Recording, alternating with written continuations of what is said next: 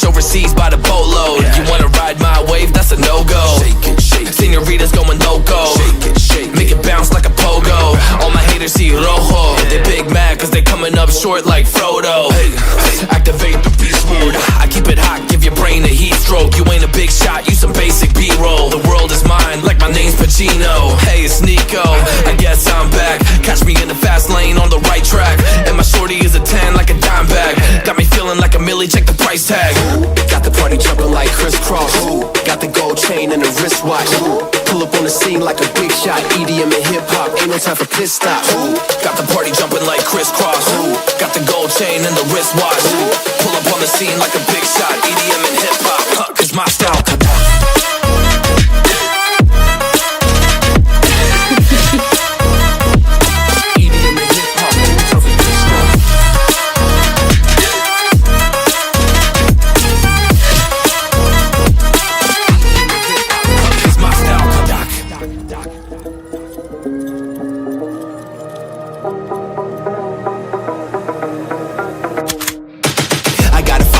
No time for daydreams. All my brothers get money, we call it gangrene. Just another day, but our focus still on the same thing. Us against everyone else, I recommend you change teams. Who the hottest in the city? We the top two. You said your music was litty, but that is not true. Just being honest, you should really just stop, fool. Matter of fact, empty no pockets, give me that watch too. My mind is wicked, that's why I spit it so hostile. Freaky girls in the crib, it's like I live in a brothel. All I spit is Leviticus, but I'm not an apostle. My nuts hang low, long and they colossal. Black trader black, she messiah to the misfits. Run circles, run these rappers till my shit splits. You a little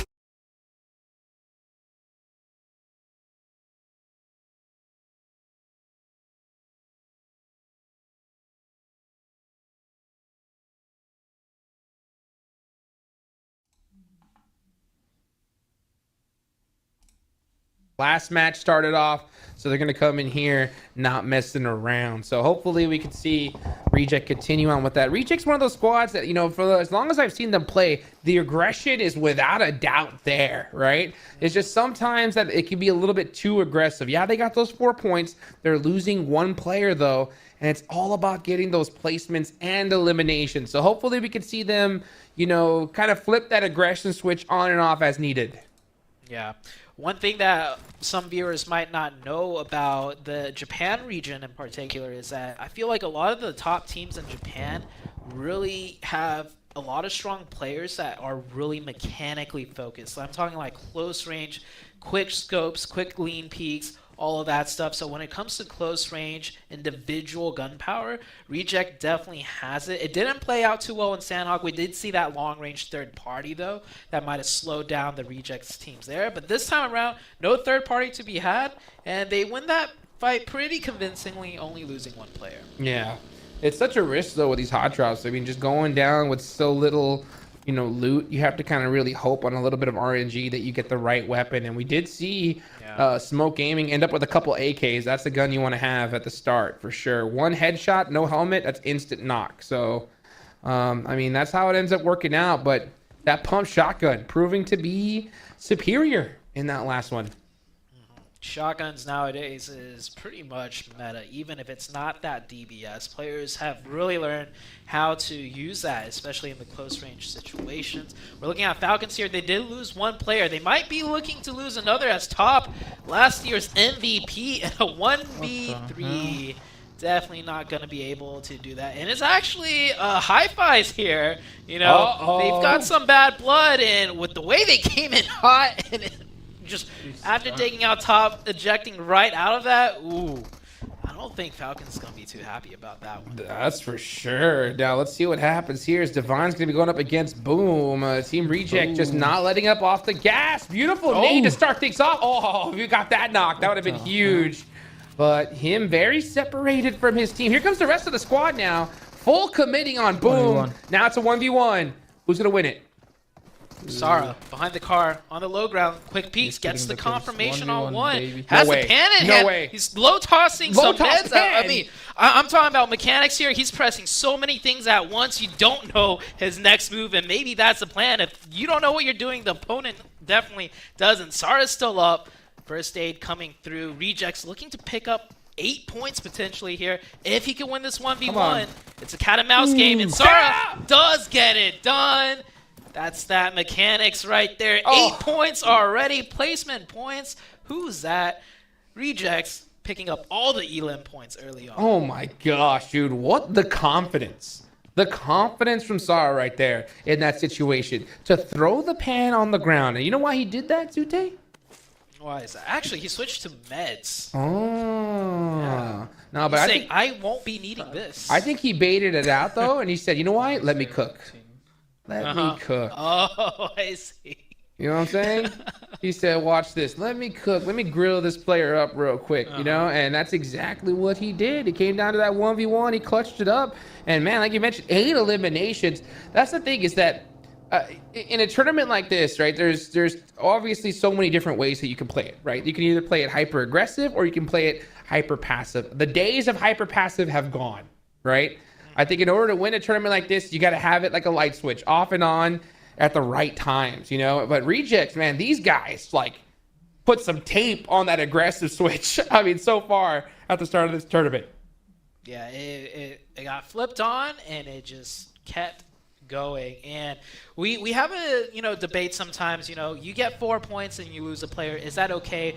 Usually that's okay, but it could be better. Honestly, 8 points losing 2 players, that's pretty good, because when you're down to 3, you don't really expect to pick up another 4. The fact that they did pick up another 4, I think this is a good game for them. If they were to go out now, it would be not too bad, in my opinion. I agree, right? That's good points on the board regardless. If they were to go out right now, they wouldn't be like really too frustrated about it. But I think now it's just about trying to stay alive, try to get maybe a couple placement points to help you out for sure. Meanwhile, next Rhea, right next to Death Wolves, but he put that wolf nose to work because he smelt that something was wrong. He said, you know what, I'm going to take off. Yeah, taking off immediately. And I think it's to the wrong direction. I think it might be because they're smelling something else out. They're smelling some vampires close by. I don't know if there was audio confirmation that there could be a team, so they're grouping up for a potential fight. But next Rhea, Wolf shooting off some shots right there. No lucky hits. And we're only in stage 1. Stage 2 has not even happened yet, and we have 2 teams already eliminated and out, all thanks to rejects, of course. And we have the Falcons team down to 2 players. Oof, Team Falcons. Yeah, that's gonna be tough. Only 1 elimination in this game. So they started off match 1, remember, with 7 eliminations, no placement points. Now they're down to 2, so not the greatest start for Team Falcons, but if any team can bounce back, it's definitely them. Let's take a look at where this zone's going to go, though. Are we going to get some of that Pmgo toxicity? No. It's going to be nice and easy here to start things off in Erangel. It's a pretty standard shift, but this zone does throw in a lot of question marks. Of course, you have Pachinki taking a majority of that. Then you have the open fields east of Pachinki. And then you get the high grounds, Potato Hill, right east of that. So really dynamic territory coming into play here. As next Ruya does get a player knocked, and it is to the side of Death Wolves. And Death Wolves looking like a wolf pack right now, circling around, looking for the next weak point. Oh, and that's going to be Frozen right there. Busted out of the buggy and instantly confirmed. Beautiful play from Death Wolves, man. I really like the way this team plays. I mean, once they start working together, their synergy is pretty ridiculous, especially considering that this is their first time playing an event like this. Death Wolves really staying true to their name, just circling around like a wolf pack here. Now they have next Ruya completely enclosed. Next Ruya did get that revive, so it is a 4v3 situation, but of course positioning superiority goes to Death Wolves, and they find another opening with that nade. He needs to be very careful here. That nade's gonna hurt. You can just see the look on his face, just and that's gonna be the knock. Now's the question, right? What's stronger, Death Wolves or the Z Wolf? As he's the last player up for next Ruya. Wolf on wolf action. I don't think Z-Wolf is going to look to do much here. Death Wolves, they're going to try and hunt him down, but if he stays quiet enough, they may just let him go. Death Wolves, of course, on the edge of zone, so they're not in too much of a rush to rotate or take up a strong position more center. They might just leave him instead, though, and Z-Wolf will be left back here as the lone wolf. Well, that's right. You know, as you can see there, he's got the PPB zone, and with just that weapon, the old saying goes, right? No bark, no bite. Taking a look at the mini-map, Let's see what's going on with the other team's position here. So Falcons do get the center of zone, but they are a two-man. They are at a decent compound to hold. We have a D plus right to their east on top of Potato Hill. We got Nova to the west of Pachinki. And we do have Zebra Masters holding down the east side of Pachinki. In great position to be get the option of, having the fields within your sightlines, within your control, and if the circle does go into Pachinki, you're the first team to pick a priority spot inside Pachinki itself. Now let's see if the zone's going to stay centering up, or we're going to get a crazy shift. That's going to be what I'm looking towards. Meanwhile, you got Nova rocking a 2-2 split here. What do you think about that? The only team I feel like that could rock these, kind of big splits at this day and age, and I say at this day and age because, Jukes, you've said it many times, since the meta has progressed, splits have become harder and harder to hold. Teams have getting better and better to crack them, but Nova is the one team that just also gets better and better at the splits. So I think if any team could do a 2-2 split, a Y2-2, it would be Nova, as the circle does go east here towards the side of Potato Hill. Yeah, I think maybe they were holding that split just to see where the zone went, and if it went on, to favor either of those directions, you would have seen them leave and join up together, because that's a very difficult split to hold for a long time. But the zone completely leaves their direction, so they're going to have to take off here, and that's exactly what they do. But at the end of the day, Zute, this is their hometown, right? This particular area, they know like the back of their hand. So I'm going to be interested to see how they rotate into this one. Yeah, Nova does have a split drop in farm and around Gaka, so they know this zone really well. Falcons picking up a quick 2 on the team that's been giving them a lot of trouble. It is already. I don't know if they will be able to from the point, though, as we do see Regnum Curia actually taking those points away. Yes, they are. Regnum Curia Bras trying to put some work under the hi-fis. As Kiss You trying to throw a little Molotov on there. Light Rob's on fire, but yeah, Rob's in his position. He's not getting res no matter what. It's going to be really up to just, I believe, Monkey. Yeah, last player up for this team to try and make something happen. But yeah, he's in big trouble. Yeah, Monkey's just got to hope no more nades come his way, and the circle keeps shifting onto him.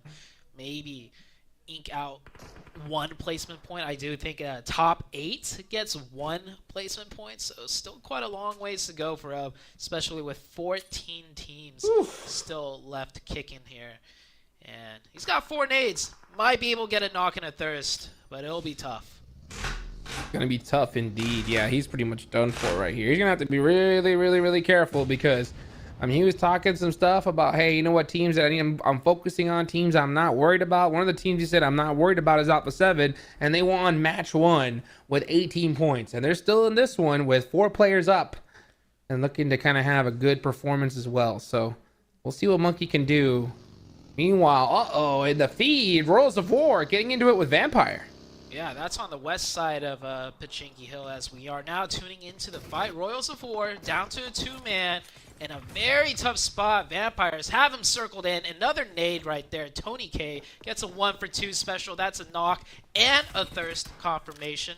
Can Vampire get stoned back up, though? That'd be the best outcome for them. Go back to that full 4-man. Royals of War down to 1. Blue zone closing in. He's really going to look to play spoiler, of course. In the blue zone, get some nice shots and get some more. And I think that is stoned out right there. He will bleed out. And oh man, Rivas, what more can he do? These guys always should get the win on this one. He's behind that tree cover, popping shots back and forth. He's done. They do get the confirmation there, but they do lose stone in the process. And I was gonna say, Nova and Alpha 7 are shaping up for a fight in the north. This is a huge fight once again against the 2 titans here of this lobby. They went at it in the last match, right towards the end, and now they're going it early here in match number 2. Alpha 7 in the blue zone, needing to leave. They got to. It's only 28 seconds left on the clock, and blue zone's already starting to chunk both of them. Paraboy's going to go down into the play zone. That is a fight I really want to keep my eye on. Is now D plus Kia from the inside, starting to put in some work on Nova. Oh, it's down to their last player. I want to see D plus Kia here really make a big play, which is to gatekeep Alpha 7. They have the whole north side to themselves. They have the edge of zone within their reach. I mean, if they just go into zone, you're going to have Alpha 7 barking behind your back with the high ground in play for them. So we'll see how this works out for D Plus here, as Alpha 7 is now going to be leaving. They picked apart Nova. Nova just down to the one player of Dream. It's over. Dream YG. I don't know how strong the resilience of Nova is here, down to a solo. We'll see if he can somehow make a miracle rotation in here, as he is going to try and rotate it. Yeah, he's got to hurry up, though, because this zone is really starting to close. Once it ticks down and we get into 5th circle, blue zone just starts chunking. So he needs to leave as fast as he possibly can. You can see his health bar just constantly healing. And yeah, that heal strategy does not work anymore, that's for sure. As Team Falcons are going to hold down the Wizard Tower with their last remaining 2 players. They're really hoping the zone stays on them, because if they have to leave there, yeah, it's going to be tough to get out. Big rotation out of Falcons, too. They were on the east side in those compounds. So definitely picking a better position, an easier to defend position with just 2 players. You don't want to take those houses as 2, because full squads will be looking their way. And it is pretty centered. Maybe Falcons will get another zone. IHC on the south side of Pachinki. Right here. Who's this IHC guy? do have 4 players up, so IHC still have a lot of firepower left to work with for the rest of this match. And everyone's pretty much settled in. Alpha 7 actually sweeped all the way down south and found a little pocket to play in next to Death Wolves. Okay, yeah, all the way down south. So they wrapped really, really hard. We're able to find that location. And now they're going to have to work from that edge. That's something that they do best. Dream does go down, so that is going to be Nova out early. Alpha 7 being able to get away from that fight, only losing 1 player. And in zones like this, sometimes you got to have to make that sacrifice, pay the toll, as some would say. And that's exactly what they did. Now, one team in particular you talked about earlier, Zute, right, was IHC. The previous PMGC champions didn't have game 1, or the game 1 that they were really looking for. But so far, 1 elimination, all 4 players up, and not in a bad spot. Yeah, definitely not. Very workable from that position. They are on the edge of I just zone. got better. Wait, what just... Oh, the circle shift? Oh, yeah. Oh, I see that now. Yeah, that is very nice for the side of IHC. Now, everyone on the east has got to make a move. Alpha 7, they did come out on top over Nova, but I noticed Alpha 7 don't have any elimination points, so I don't think they got any of those points, and it was probably D Plus that stole those away. Here comes Death Wolves, going to try to make that hard push. They're going to go ahead and get to that compound, and then they're going to have to push up right here. This area of Pachinki is very interesting because you have that sloping hill right there. There's still that pipe in between those 2 roads that's still open, but there's so many players completely, guarding these ridge lines. There's just no way to get there without having to make some sacrifices. So the timing is going to have to be impeccable from these teams of the East. They're going to have to time it perfectly. And you don't want to be the first one in, because if you're going in first, you're going to get shot at for sure. But if you're able to kind of go ahead and time it right, you can get there second, third, catch a nice little third party, sneak in and get some eliminations. Definitely. It's all about timing here when it comes to the late game. And you got to time that chaos coming in here, as S2G, they do go in early. This spot is very vulnerable, but if they could weather the storm for the first couple of seconds here, Vampire may just give up on trying to take this team out. Luckily for the side of S2G, Vampire are only down, or they only have 3 members, so their pressure is not as strong as they would like. Nades do rain in, but S2G are still surviving for now. Yeah, one does get nade, though. Like I was saying, that is kind of a pretty vulnerable spot. I wonder if they were going to try to get to that pipe position, but so far it's not working out. Meanwhile, you got none other than the Zebra Masters starting to put some work onto D plus G. A nice knock there on Decay. And then here comes some more nades. Oh, and they're starting to get punished. D plus's position. Ooh, got him. This is not a good spot to be in, and I think they moved in too early. You were talking about earlier, you don't want to be the first team to move in. Well, they moved in right in between Zebra Masters and the team on the east that did manage to get one of those knocks, which would be the Reject team. 1v1 close range here, and he does come out on top. Nobu gets the knock with the shotgun, will go for the point confirmation. Zebra Master, a little bit of a slip up there. You had 4 players up. You didn't have to go down there to finish off the last player here out of D+, and that is, I think, one of those things that it just comes down to experience. Zebra Masters got a little bit too antsy. It could be just, I mean, a call out. That play right there just reminds me of so many times when you call out as an IGL. Oh, they got the knock push, and you push by yourself, and the rest of the team isn't behind you. You know, any little miscommunication could prove disastrous. So now Zebra Masters gonna have to do it down a player. Meanwhile, we got the rejects against Alpha 7 here. Alpha 7 with another player knocked. No eliminations to their name, but they have this edge. Nobody behind them. This is really where they work best. But let's see where this zone goes.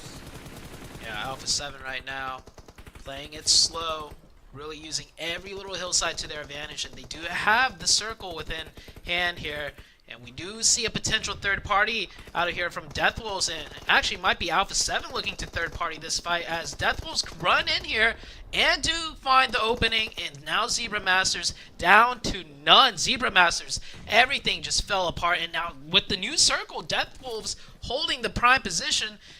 Looks like Alpha 7 will be trying to take this position away from them next. Perfect finish there from Deathwolves. They finished that fight right on time. So now they can just focus on their backs, make sure they're clear, and they have perfect timing to be able to gatekeep Alpha 7. If they waited a little bit too long, that fight took a little while longer, Alpha 7 would have came and third party them easily. So now we can see Deathwolves. This is exactly what they need to do here. Apply that pressure, let blue zone do the work, and start throwing all the nades you have. You can see Alpha 7 saying, oh, I got to get out of here. They start taking off. One of their players does to try to find a different position. It's very risky, but now he leaves the rest of his squad in the dust as Agrella's going to try to be able to make it to Carrillo safe. Will he be able to get away? No, he doesn't. Yeah, Deathwolf's looking really good out here.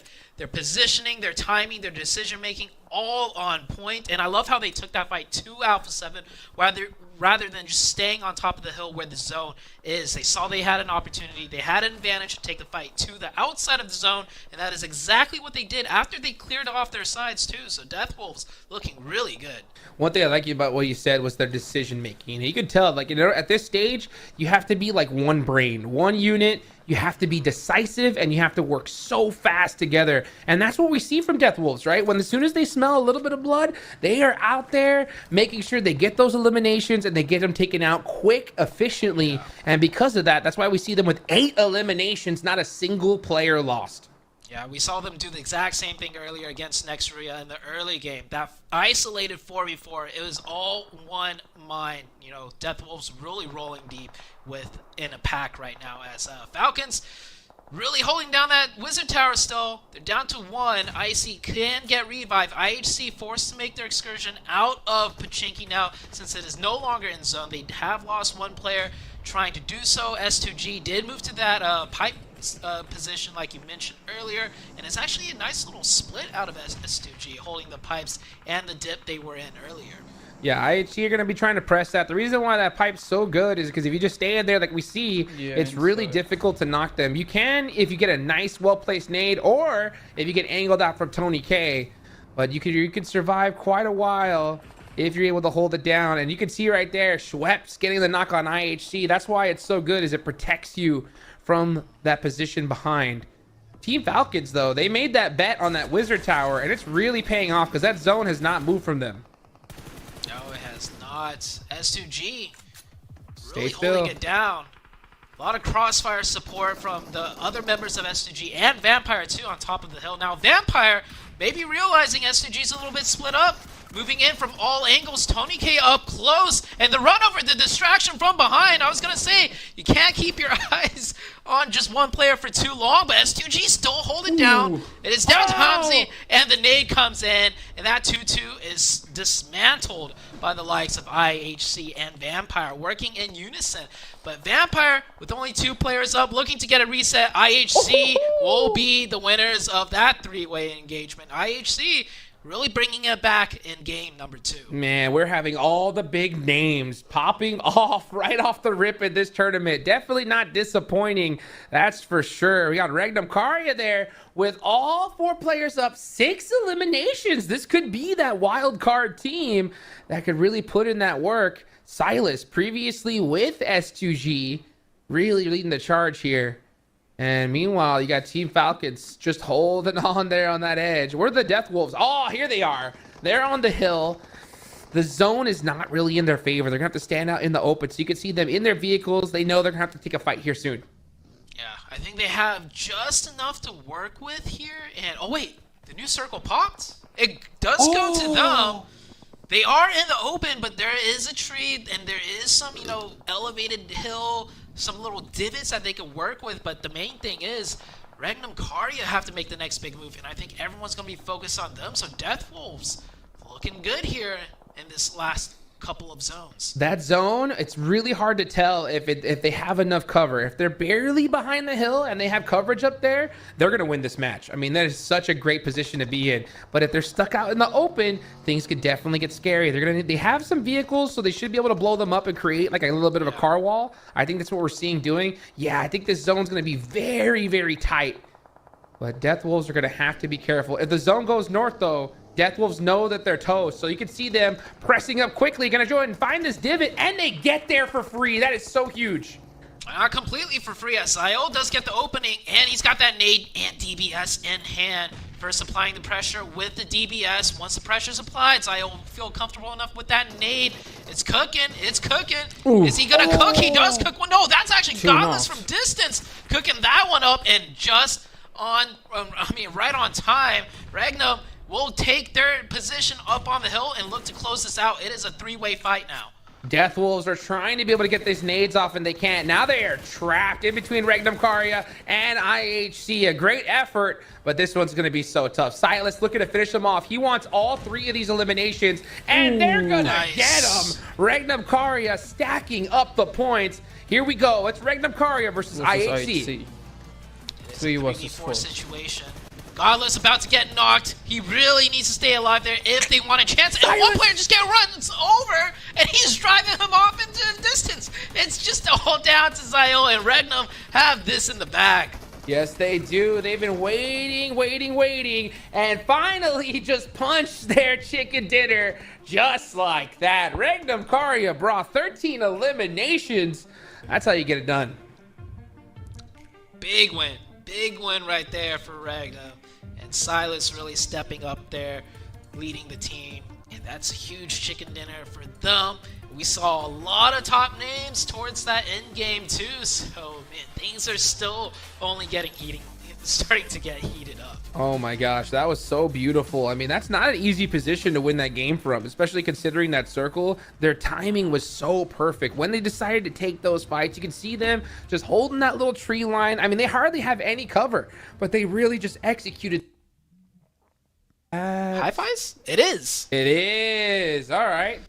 So they're going in Yas now. The one thing I like about this team is their ability to adapt, right? You can see them going to different drop locations, trying to make things work. Yeah, so far it hasn't, but at the same time, this is their first time competing at a lobby of this caliber. So, I mean, they definitely don't have anything to lose and everything to gain. So, even if they don't end up on top of this tournament, the experience alone is going to be huge as we watch Team Reject having to bust out some pistols here against Smoke Gaming, and they're going to go ahead and clean up that first elimination. Yep. Quick point for them once again. Hi-Fi getting a return knock right there in the elimination feed against S2G and getting the confirmation. So Hi-Fi against S2G in that northeast is now a 3v3 situation. I don't think we'll see much more happen, as you can see right here. Quite a lot of ground to cover, quite a lot of, buildings to clear. Both teams should be looking to just disengage this. This is not a clear-cut fight from here on out. Alpha 7 making their rotation already into probably just the north side of the zone to continue looting. Alpha 7 did drop Lakovka very early, as that's where their plane path started. So looking to get more loot and positioning at the same time. We do have a very western circle coming out here. Yes, we do. By the way, folks, we do know that this team name is HFIYS, but for convenience, we're going to call them Hi-Fis. That's going to be their little nickname here for Pmgo. We'll see how they end up, as they do lose one, and you can see them rocking that split. And I got to ask you a question, too. In the history of you, playing this game, casting it, have we ever seen a team win first place that hot drops every match in Erangel? I don't think we've seen a team that hot drops every match in Erangel, period. Yeah, that's true. that has qualified to the finals anyways. Just gonna throw that out there real quick. So rejects. I mean, if they win first place, it's gonna be a first of different, a lot of different things for the side of rejects. I don't think they're gonna get first. Even if they stop top dropping, no shade on rejects. They are a team that has potential, but I just don't believe in them taking first place over the likes of Nova, Alpha 7, Vampire. There's just too many star-studded teams here to get a easy, first place potential over. Yeah, don't even count on Regnum Caria with how they started. These guys, you got Silas leading the way. He's been to the big show. He knows what it takes, so that's a big factor as well. I think in order to win a tournament like this, because everybody can just shoot, right? We know everyone's got that laser beam attached to that M4. The question is just how can you adapt as a squad, right?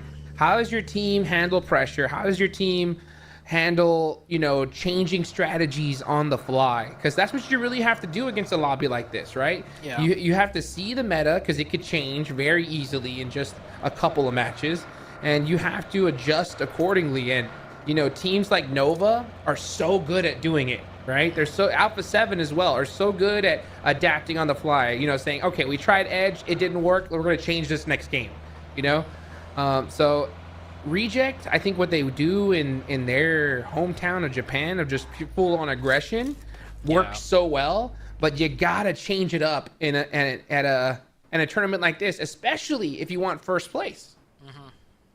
Yeah, you got to have a deep playbook, and that's what some of the most veteran squads out here, or veteran teams out here, have. They can make 5 different plays from the same position in regards to, just what's happening at the time of, an engagement, a circle shift, or even, the most important thing of all, reading the elimination feed, making plays off of that. So definitely adaptability comes to mind, and we'll see if rejects have some of that adaptability, or they could continue winning every single hot drop that they so like to choose. But we could see already that hot drop that we just had now only got the 1 point. They're a little bit delayed on rotation now, a little bit more, starving on loot because some of their split was looted from the likes of Smoke Gaming. So it just puts them at a huge disadvantage against the teams of like Alpha 7, Nova, all these other teams that have, looted their fill and have rotated into circle. Yeah, I mean, if we can get the map up, we'll see real quick just how well centered up so many of these teams are, and Team Reject are still way out there on the edge.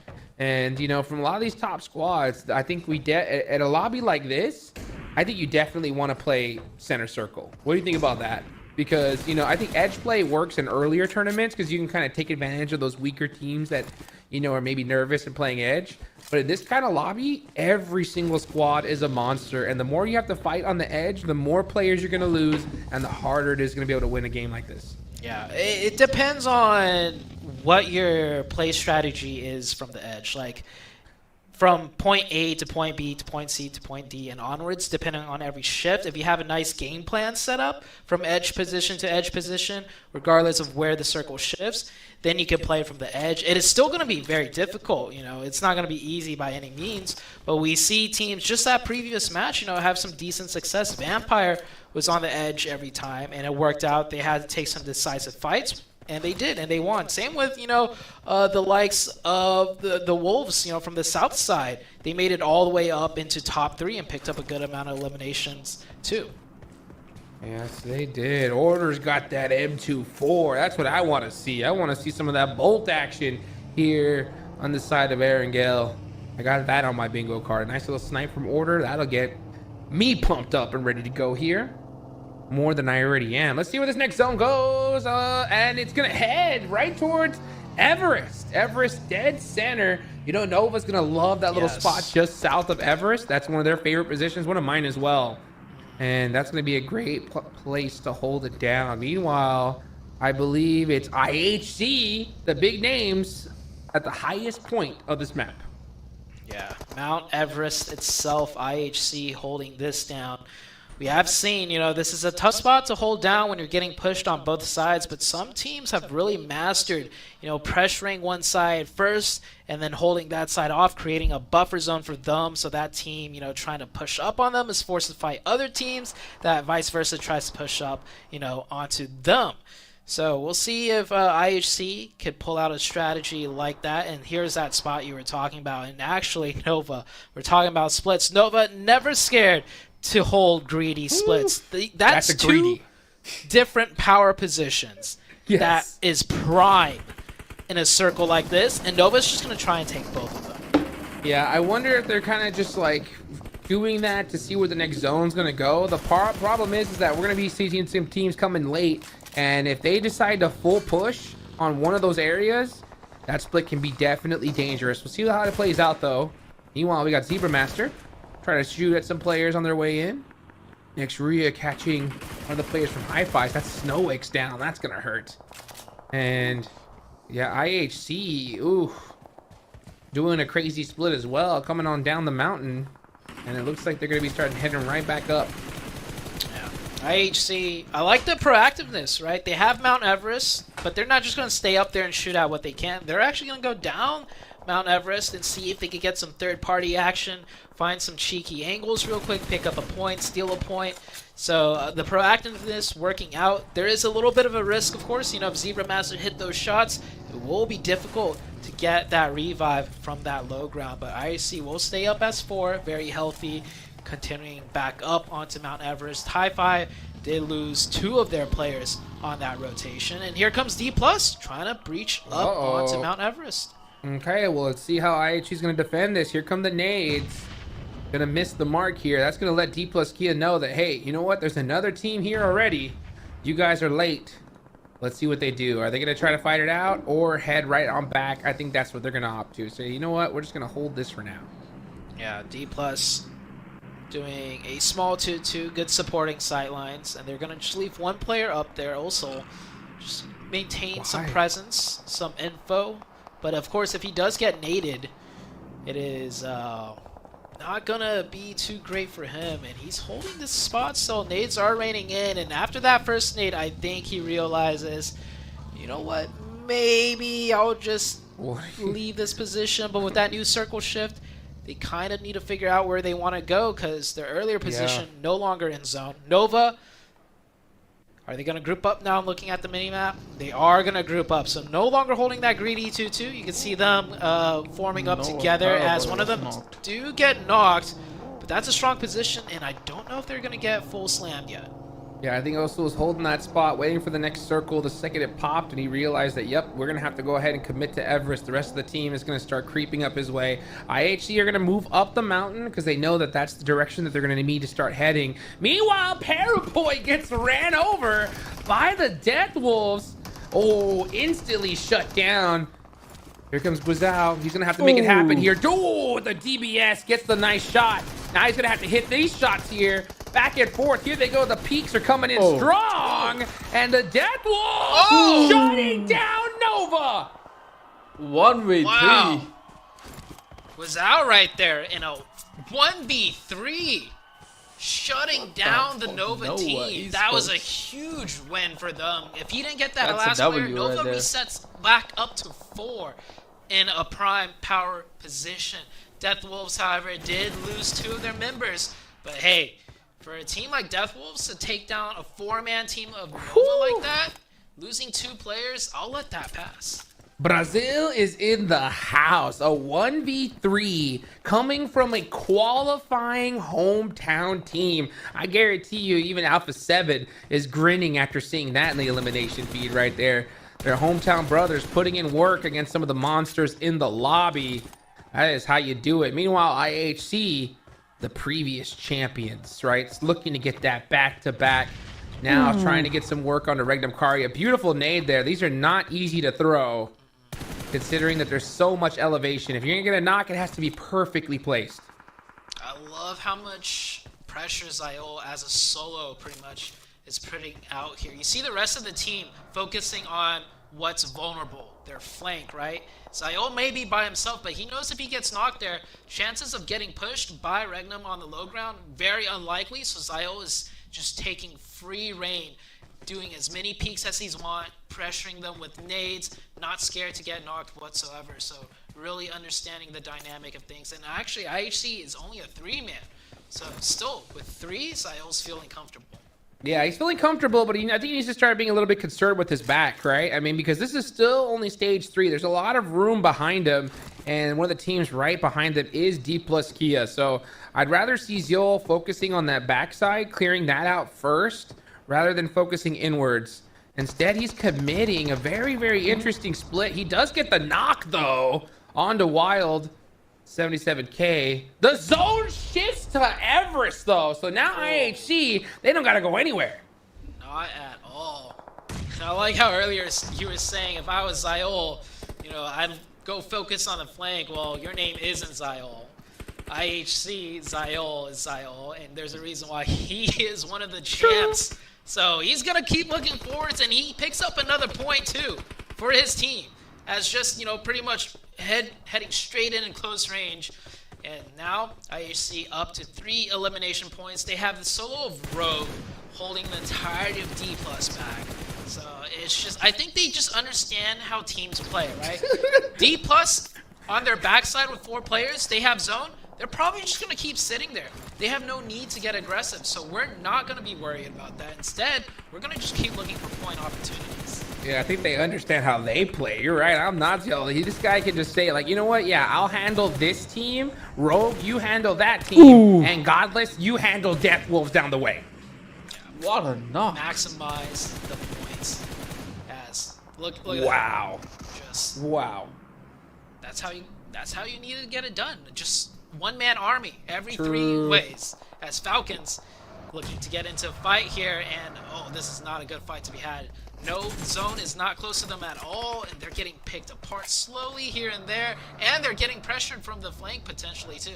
Yeah, Antenna's a good spot if it was in circle, but now that the zone has shifted away from it, they're going to have to find their way on in. The thing I like about this, though, is that it's pretty easy to get into this next circle as long as those reds are not taken, and they are not. So Team Falcons are trying to get away with this, but or get away from this.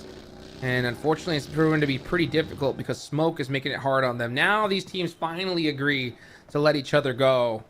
But yeah, that's going to be at the cost of almost the entire team of Smoke. Meanwhile, we got Vampire in the feed, finishing Rivas from Worlds of War.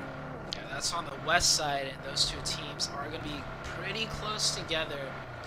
Most everyone else has rotated into zone, besides the team you're watching right here. Falcon looking to find a spot here. They will be having to drive through no man's land. Same with Smoke. Both of the 2 teams that were engaged in the fight out of zone earlier, really hampering their progression inwards onto the next zone.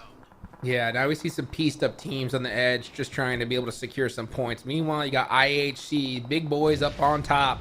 Meanwhile, Vampire and Worlds of War going at it right here, back and forth. Colgoat, one nade. Oh, that's it. That's gonna be all 3 players of Vampire done for, as Tony K is too far away to get into this one. Maybe they had that idea saying that, oh yeah, 3 players, you guys can take them all on.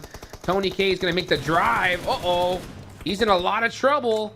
And I think he's actually onto this position. Yes, he is. He said, I can take this team all by myself. Let's see. Yeah, Tony K's got to go super aggressive here before the revives can come through. The revive and the heal, that is. Tony K up close with the nade in hand. M4 switching over, but now it's a 3v1, and they're going to swarm him from all sides. A little bit of a third party from distance here, but Tony K will ultimately get taken down. And I think Vampire, I don't know if I want to call that a misplay. A veteran team like Vampire really just probably thought, confidence-wise, we can just use 3 players to take out that team. But that was not the case, and maybe they should have sent 4 instead. Back to the drawing board for them as Vampire do get eliminated. Yeah, that's a lesson you're going to learn. It's good to learn it early on. So Vampire, yeah, maybe that would work in some different lobbies. This is the PMGO, though. You got to send the whole squad, because I guarantee if Tony K was there, that whole fight would have probably turned out differently. Yeah. But hey, you know what? To the victor goes the spoils. And now we're going to see who's going to win this match. Alpha 7 still up. All 4 players. They're going to be at those warehouses just north of Everest. That can be a really sketchy position to rotate away from, as Mafioso is going to start driving towards Everest. S2G very, very close to them. And meanwhile, Deep Kia happy to share this Everest mountain with IHC. They said, IHC, you worry about all those players. We'll deal with you later.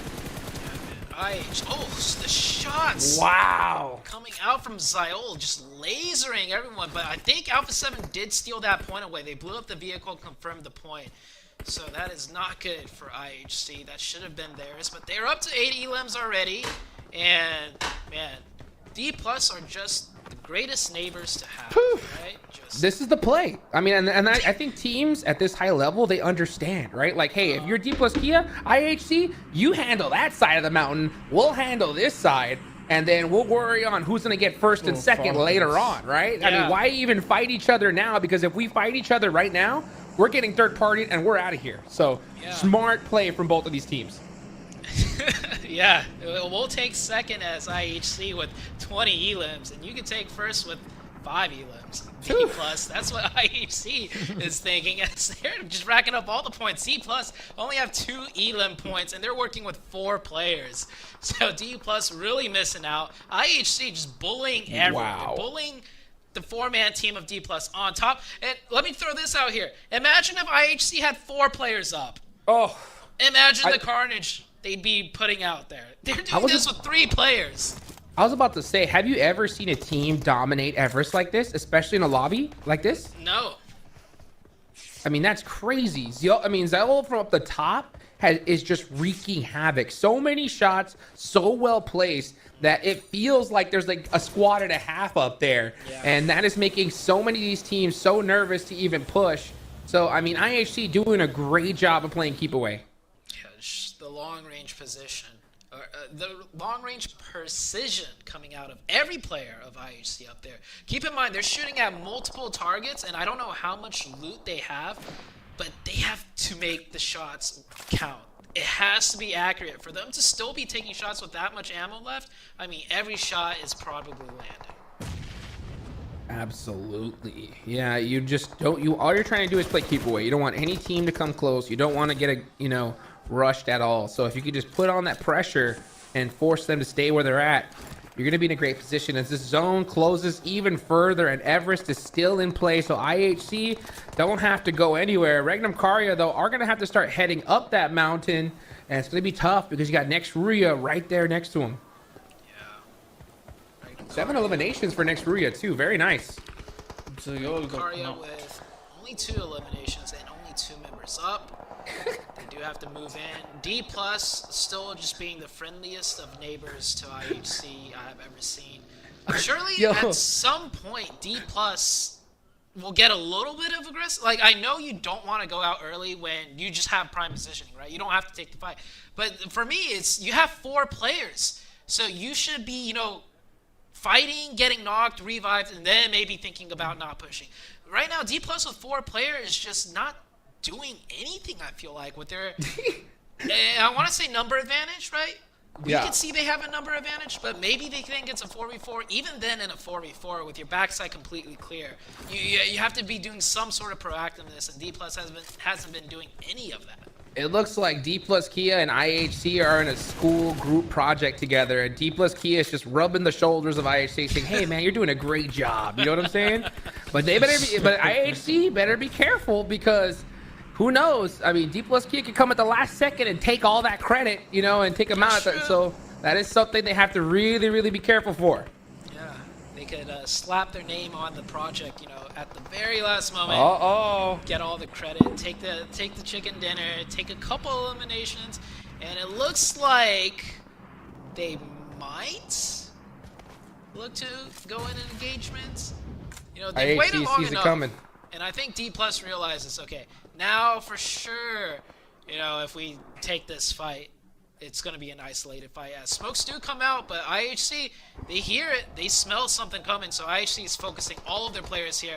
In 3v4 situation, I almost want to say it's an even fight, just with how hot IHC are running right now. IHC running straight to the teacher to turn the paper in without letting D plus Kia put their name on it.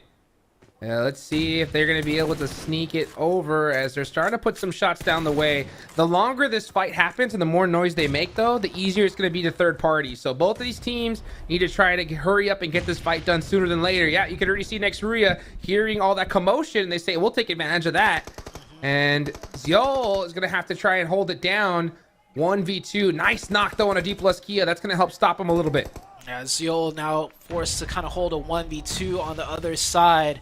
And IHC continue to just be one-man army on every side, every front.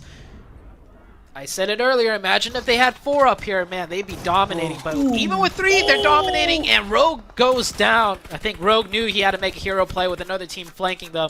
Doesn't get the opening, and IHC will go down to 2. D plus even get the revive on the knock earlier. Now IHC will finally be taken apart.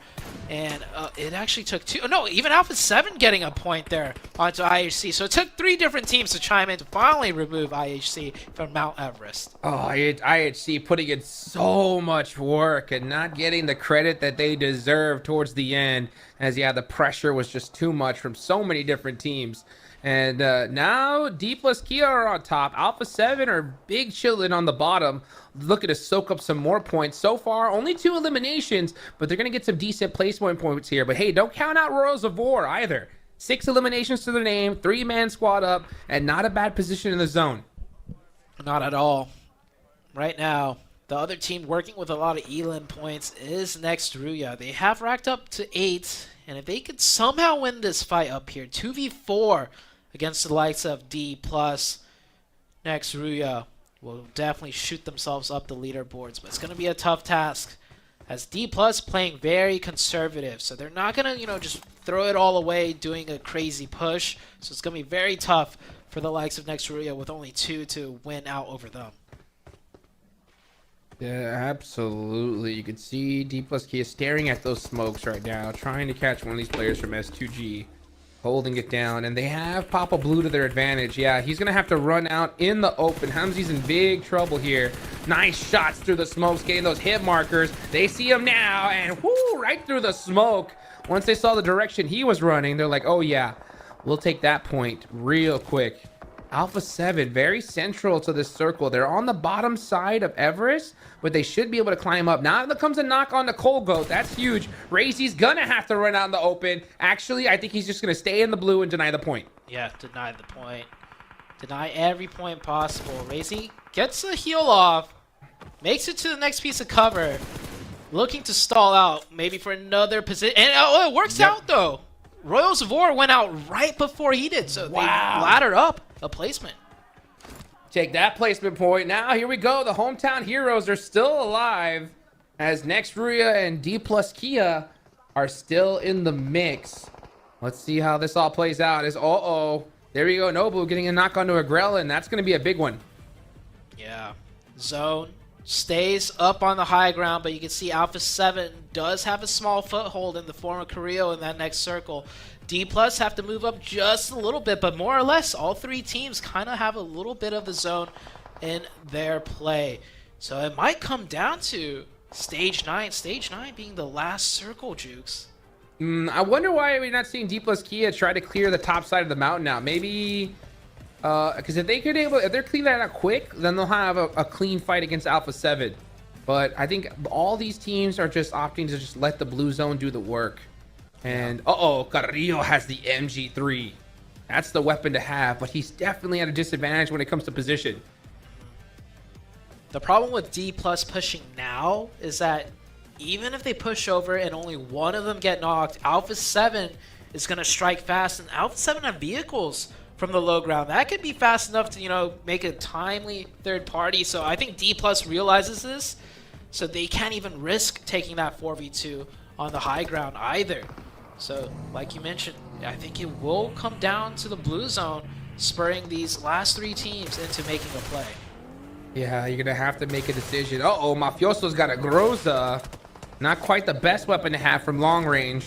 So he's got 2 CQC weapons. It's going to really up to see if Alpha 7 can get close. If they do, I think they win this match. It's really up to D plus Kia to play keep away. Keep them down that mountain. Apply that pressure. It's so difficult to do, though, especially with Alpha 7 with all those vehicles. Yeah.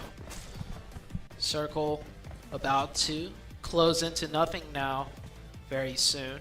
One more. Yep. There we go. Stage Yep. 9. It's going to be a 3-way fight.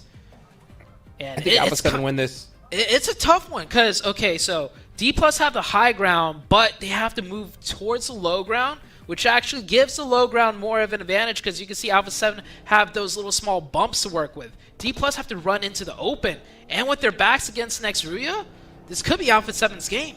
Yep, like I'm saying, I think D plus Key is going to get sandwiched here. Mafioso does find another angle with that vehicle. Rebel gets the big knock there. And now, all these shots, you got to know that Nextruya is coming up on top. And here they go behind. Applying that pressure. Z-Wolf, yep, exactly how we thought it was going to play out is happening. And now comes Alpha 7 looking to clean them all up and soak up another chicken dinner. Another chicken dinner in the making here for Alpha 7. Nades raining in, being hit from all multiple sides. And that is Alpha 7 taking out Nextruya, but there's still one more D plus player. 1v2, it is doable. The positions have been changed. D plus with somewhat of an advantage on the low ground, but the numbers in favor of Alpha 7. Here comes a play. K with the shotgun. He needs to make it count. He needs to make it count, and he does. 1v1. 1v1. K. Can he do it? Gets the third, but he gets shut down. It's another chicken dinner for Alpha 7 in their hometown. And oh boy, what a finish. Did you see the player cam from Nextruya when he got taken out? I didn't catch it, actually. I was looking at Alpha 7 celebrating. What it looked like. He slammed the desk with his fist. Frustration. You know he wanted that one there. If they had one player up, maybe they would have been able to do it. But no, sir. I mean, Alpha 7, when these guys see just one small opening, they are taking full advantage. And man, 2 chicken dinners here in their hometown. These guys got to be so stoked. Yeah, I mean, you can see right there, Carrillo actually smiling this time around. I love that. I love seeing that. I like how they got the first chicken dinner, and he was still locked in. After that one, he was like, all right, okay, I'm feeling okay now. Yes, they are. As we take a look here at the end, look at this, man. I mean, Alpha 7 took advantage, took out Nextruya, and then it was up to K. Nice little DBS action in the CQC, but it was Mafioso with that Groza that finished things off. 7, I gotta hear it one time. I know you want to say it. Give it to me. Do Brazil! Oh man, it got sketchy though. I'm not gonna lie, it got very sketchy there at the end with K almost clutching it up. Mafioso though, you were talking about the Groza not being the favorable weapon for when he was trying to shoot from very far away earlier. A little bit closer, that's all he needed. You can see everybody celebrating there. Shute keeps mentioning there. Carrillo knows what's up. Consistency though, we've been asking for consistency of Alpha 7. Right off the bat, 3 matches played, 2 chicken dinners. You couldn't ask for anything better. We just need to continue to see this type of performances from them. But a big comeback. I mean, let's talk about D+, because D+ was able to make a huge comeback. Coming into this last match, they only had 2 points, not like the D+ that we were thinking that was going to perform here. And this is now more of a D+ that we were expecting. Being able to get those items, being able to control those angles. But you know what? Let's jump into a quick interview. And we are back here, and I'm happy to have Alpha 7 once again here in the main event because they are taking the breath of us. Thank you so much for being here. And first of all, I want to know what is the man feeling right now because it's your second chicken dinner.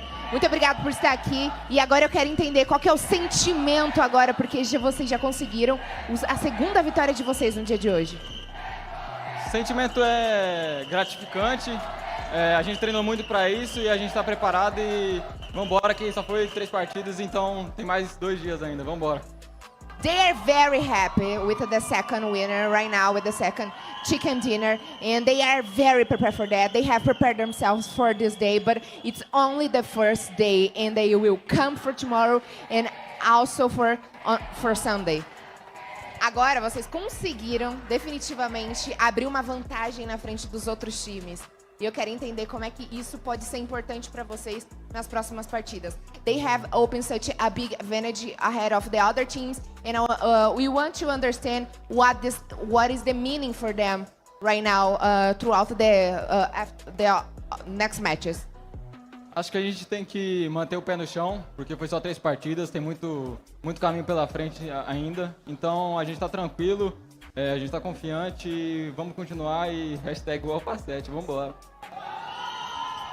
They will keep their confidence, they will talk with the team always after the matches, and they will also be prepared for the next matches and anything, and nobody will take their happiness right now.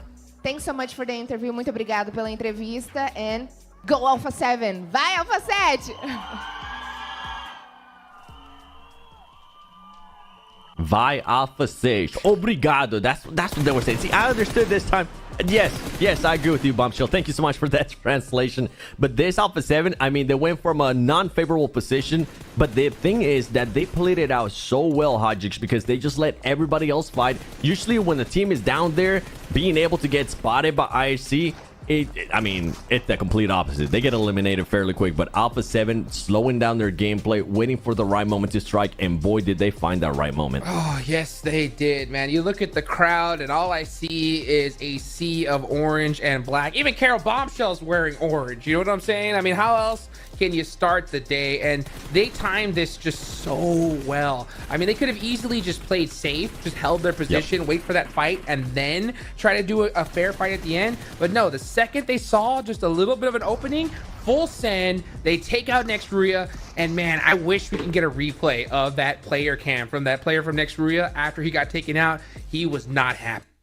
You haven't had the best start, but this is now the second half. For some of these teams, for some of these players, after that second half mark, they're trying to switch it around. They're trying to turn it around and make it a much better day. And that's one team, Boom Esports, looking to do that. And if you can, for some reason, end up camping Team Falcons whenever they do end up leaving that military island, oh man, you couldn't ask for anything better.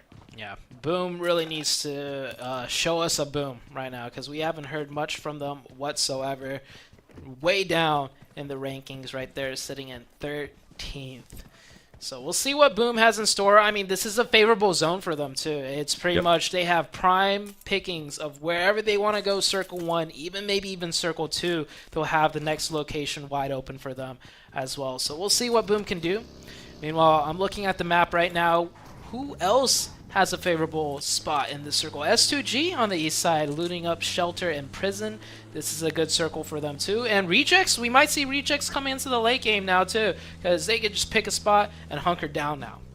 You heard me talking about it. I want to see some placement points out of that team. We know that the eliminations, they can put them up as they've been able to do in the first 3 matches, but I want to start seeing those placement points.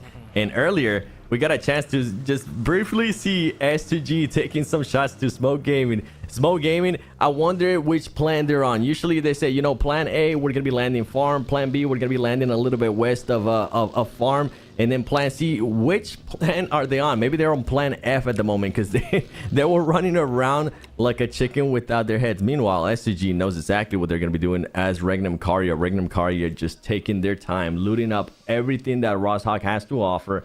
And you were mentioning Boom Esports not really having to do much with the circle. I agree with you. I mean, at this point, they're going to have just so much time to be able to loot up, to be able to position themselves. And hopefully, the main thing, it comes down to positioning themselves in a great spot. Because if for some reason, we have seen it happen before, you could have 2 teams crashing on you and you don't want to be caught distracted. Definitely not. Especially near center zone, right? That's when things get really hectic if another team's rotating by and you get third partied. So they'll have to really lock things in. Nextruya, the first team to actually make a rotation on their way in. I'm looking at the mini map right now. They're driving past by the team of Rejects. Rejects still finishing up their split loot around farm. Nextruya definitely a little bit faster, as you know, they dropped off the plane before the likes of Rejects, and it looks like Nextruya will be taking up a position just north of the Rejects team you see right here on screen. We'll see where they end up. Right now they're on the west side of Shelter on the hill, you know, right next to that road that divides the circle in half. And Rejects now finally done looting, and they're going to make their first rotation into the zone too. And Rejects looking another team that's going to be looking to set themselves up. As we were just saying, they want those placement points. I'm going to be looking at some of the other rotations too, as we do see Rejects here now finally getting into a much better position that we saw earlier. We see Alpha 7, at least from the map that we're able to see, and to kind of illustrate to all the viewers of which some of the other teams are rotating. Alpha 7 finally deciding to push there out of Georgeport, and they're going to be looking towards going north of Jasnaya, so a very wide rotation. But keep in mind, this team, Alpha 7, is usually familiar if they do end up getting to Lipovka. Lipovka used to be one of their dropping spots, at least last year, so they will be very familiar with all that terrain. And looking at the highlight here of Reject, not sure what that's going to be. What's going on here? Okay, they're just spotting somebody. They're getting some information. Are they wanting to go for this push? No. Do exactly what IHC and D Plus were doing earlier. Just become good neighbors for the moment. Yeah, it's also that the replay, show his swift lean peeks, that quick scope in, lean peeking left and right. I think the broadcast team heard, is shouting out Reject's mechanical skills. Definitely came into spades when they were doing those hot drops. But even then, you see it right there. You don't just scope in and stay still and spot something out. You gotta jiggle left and right, even if you're just, not under any pressure. You gotta keep those fingers warm. As another replay, or is this a replay? Shit, no, Yep. Is this? No, I think this is live. Well, It's happening. It's happening right now, 7. It's live. This is not a replay.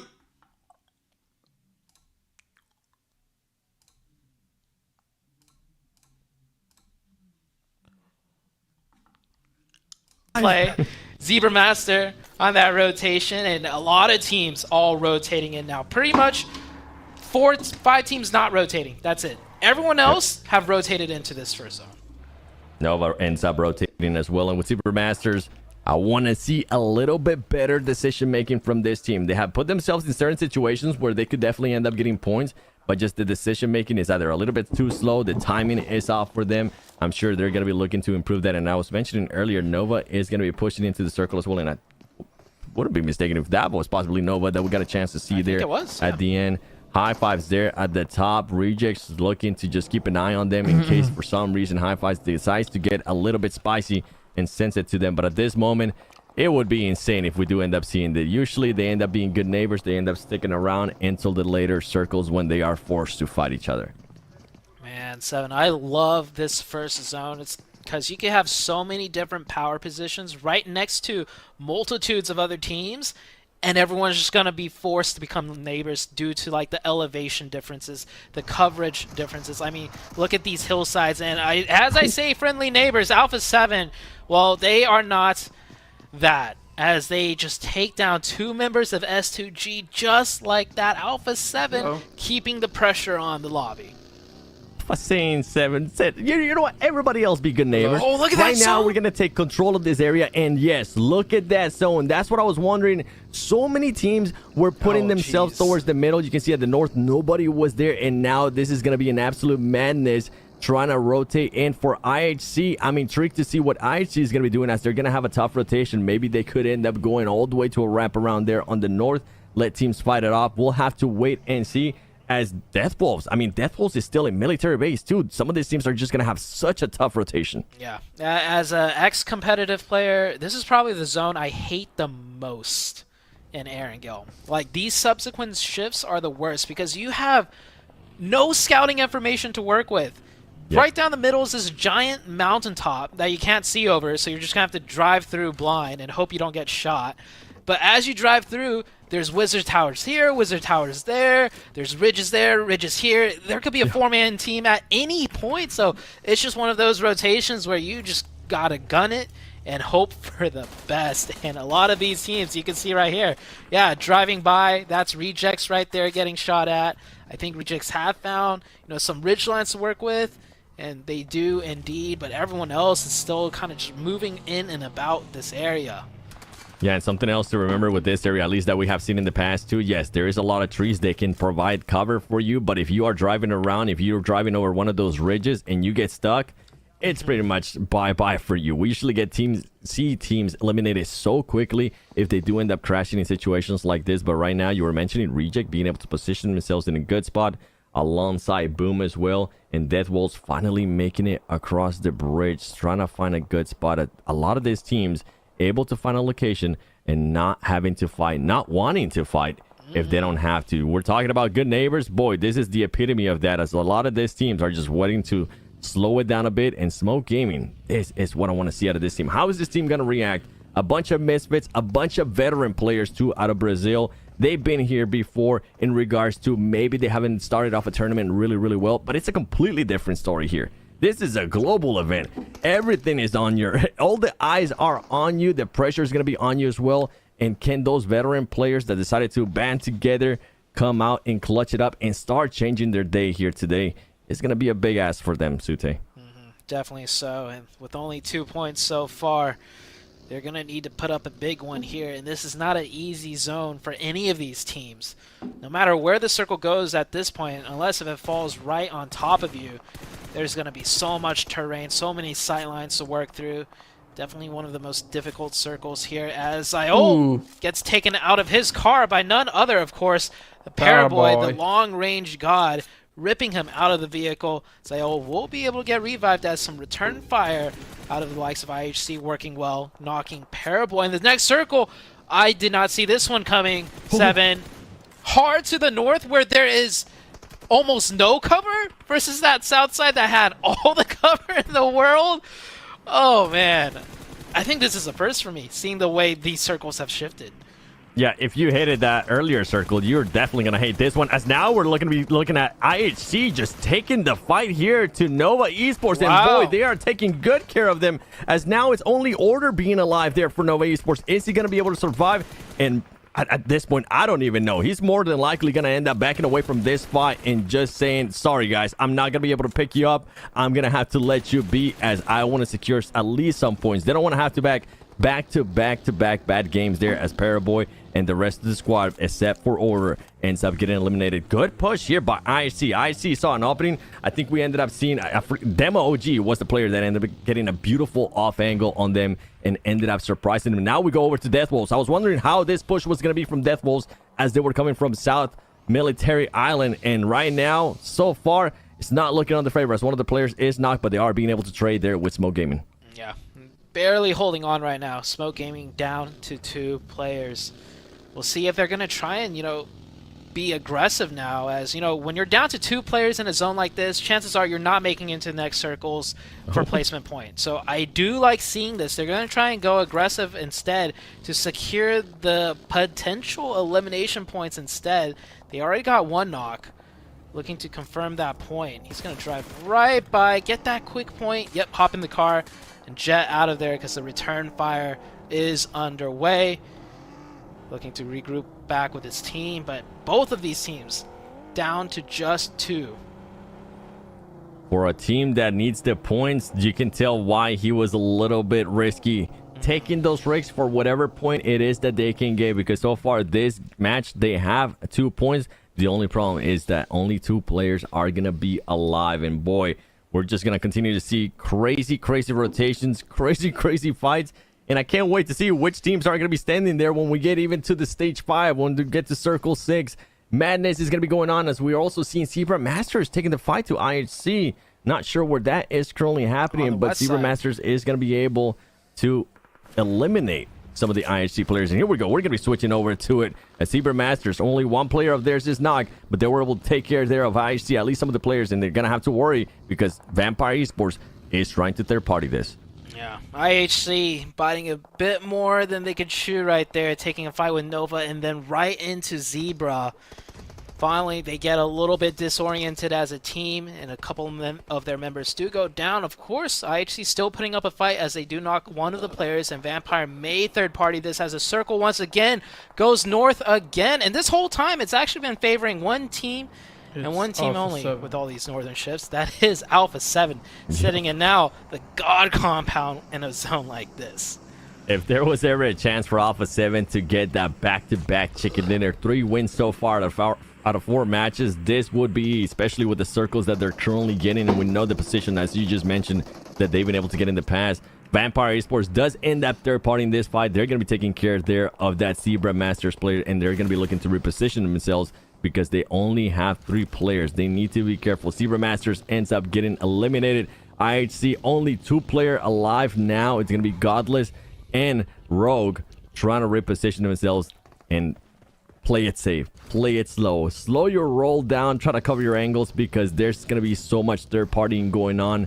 We see on the elimination feed to Reject, a bunch of other players from High Fives getting knocked. Madness going on. Madness going to ensue. As now we're going to be switching over here to Rolls of War and Regnum Karya. Regnum Karya trying to defend it. They're going to be coming in. It's going to be just one player of Rolls of War here.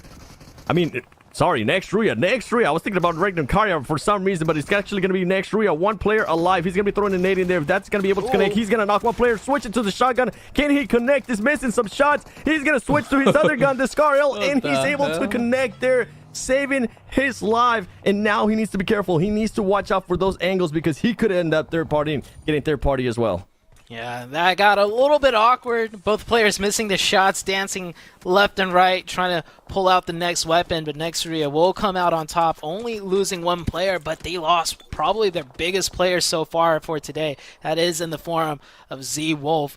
But as a 3-man with the edge of zone, they could still work out a couple more points, looking to gatekeep now potentially the Vampire team that's knocking on their doorstep. And we do have Boom still with 4 players, 3 elims coming in from that southern side, working from uphill, downhill. You see one of their players driving by the next Ruya players. You can see Frenzy there trying to scout, but he needs to be careful because he's going to get picked off that buggy. That is going to be tough, and he was none other than Falcons. We haven't really been able to see much there out of Falcons. They're wanting to showcase their skills now. They're wanting to remind the people that we are here. We are here. We are a menace to reckon with, so be careful if you do end up passing us. I see everybody currently alive, and we've been talking about it. Team Falcons currently with 4 eliminations. They're going to be hopping out of this car, setting those smokes down, and seeing which teams are close by so they can start raining down some fire on them. Next, Ruya is going to be aware that Team Falcons is very close to them, and they're going to end up repositioning as more smokes, more grenades come over from Team Falcons. You can see how proactive Falcons is. They come in, drop down smokes immediately, hear the audio cues of Nextruya backing up a little bit, and before a word is even said, they get in their vehicles and move up once again, getting more and more ground. Falcons moving together as a unit. Very cohesive, but the work's not done yet, as Nextruya did split up a little bit to provide some multitudes of angles of pressure onto the Falcons, trying to trap Falcons in, and it looks like it's working so far. It definitely is working, and as we were seeing this fight, we're wondering what was going to happen with Vampire Esports. Well, guess what? Vampire Esports decided to go west, and right now it's working out wonders for them because they do have 2 players alive. We were also wondering what happened to Boom. Boom ended up getting eliminated by Alpha 7, so a lot of madness going on there. Meanwhile, Silas from Regnum Karya has 3 eliminations, but let's go over to Nextria Kind. We know what they're going to be going up against. They're going to be going up against Team Falcons. Team Falcons are going to be able to pick up that player that was knocked. And Nextruya is going to have to back off a little bit more now because there's only just 2 players. So those off angles that they were trying to get Sute didn't work out as well as they would have wanted them to. I think that's the best they could do, though, in a 3v4. You got to risk it a little bit. But, of course, Falcons, such a strong top-tier team. If they have the numbers advantage and if you let them work together as a team, it's not going to bode well, as one of them does get knocked, but Falcons probably get that revive and look to finish this fight out. They're going to need a really good nade out next Ruya, but the good nade instead is from the... Icy! Icy gets one, but another return nade. He's got to go in at this point. He's the last member up. He's got to make the hero play. And no, too late. The nades from Falcons, too strong. Icy said, I hear you, Sute. I hear you hyping that man up. You know what? Let me just shut down that hype real quick because I would like to reset. I would like to continue to challenge this, and I would like to continue to collect these points. And they did just that. It was looking good, though, there for Nextruya. The off angle that one of the players did have, it ended up absolutely confusing Team Falcons. And now Team Falcons, remember, Vampire Esports, they knew which teams were going to be fighting here. They're going to be able to relocate themselves. Noosey is going to be taking off some shots to Team Falcons. Action is going to get eliminated. Wow. And here comes the push from Team Falcons now onto Vampire Esports. A lot of third partying here going on. And Vampire Esports reacted to that so well because, remember, it seemed like they were going to continue to go on the west and maybe go for a weird wraparound, but they heard all this fight and they said we could possibly get some points here, and they ends up working on their way. But now it's going to be a 3v2. Yeah, that 1 point steal from Mafioso, way downrange, you can see there in the distance, was actually probably might have been pivotal, because the only team that I would say could really challenge Alpha 7 would be the Falcons as a 4-man, but now they're down to 3. So that was a big pickup for the likes of Alpha 7, and it also slows the Falcons down enough to the point where maybe Vampires can even win a 2v3 against them. Vampires could. The only problem is that Reject is on the horizon. Reject now wanted to see if they could possibly get into the action. I think they realized that this might be a bad spot. So you know what? Let's end up backing up out of this. And the circle is going to be closing in. These teams are going to end up figuring out if they can continue on this fight or if they're going to end up backing off as it'll close in about 18 seconds. Top looking to see if maybe Rejects was going to be trying to flank around them. Rejects still not sure. I know they hear those vehicles. I know Reject is thinking about it. I think they're just waiting to see what this next circle is going to be like as it's going to be closing in just about now. Who's it going to favor? Is it going to continue to favor their Alpha 7? And I think if I'm not mistaken, Alpha 7 is still going to be in the zone, and these two teams are still going to barely be in the zone with Vampire Esports having at least one player fully in the zone. Things are really starting to heat up with these circles. They may be sharing the zone in the next zone, but they know there can only be one up here. And Vampire, with that opening knock, Newsy's getting close, will eat a lot of nade damage. That might deter him, but no, he's going to keep going. He's not scared. The DBS in hand, he finds the second. Now, a 1v1 situation. Schweppes versus Icy. Icy with the nades, but Rejects with the timely third party. Icy will pop up, might get both of them in the back, so UMP in hand, Icy 1v2. Rejects is good though. Rejects will finish that out, and Rejects making the decisive decision to take this high ground. And Rejects gets off easy right there because I thought Icy was going to be able to surprise these players as they were focusing a little bit more on Vampire Esports. Vampire Esports currently with 4 eliminations, and Reject now with 3 eliminations shooting at the boxes. Okay, I mean, this is the first time you guys see each other if I'm not mistaken, but to start doing that right now, relax. Okay, relax a little bit. That was I was not expecting that there out of Reject, Sute. I mean, I think that's just a way for Rejects to hype themselves up, right? Keep up their mental. Just like anytime you eliminate anybody, just shoot their box and be like, I'm better. And honestly, Rejects, with such a poor start on Sandhawk, I mean, that confidence, it's working. They're putting up the points. They're getting into the late game. And Rejects has been a team that has always struggled on a global stage. So maybe what they really need is that confidence to just keep them going and shooting loot boxes. Hey, if that's what works, that's what works.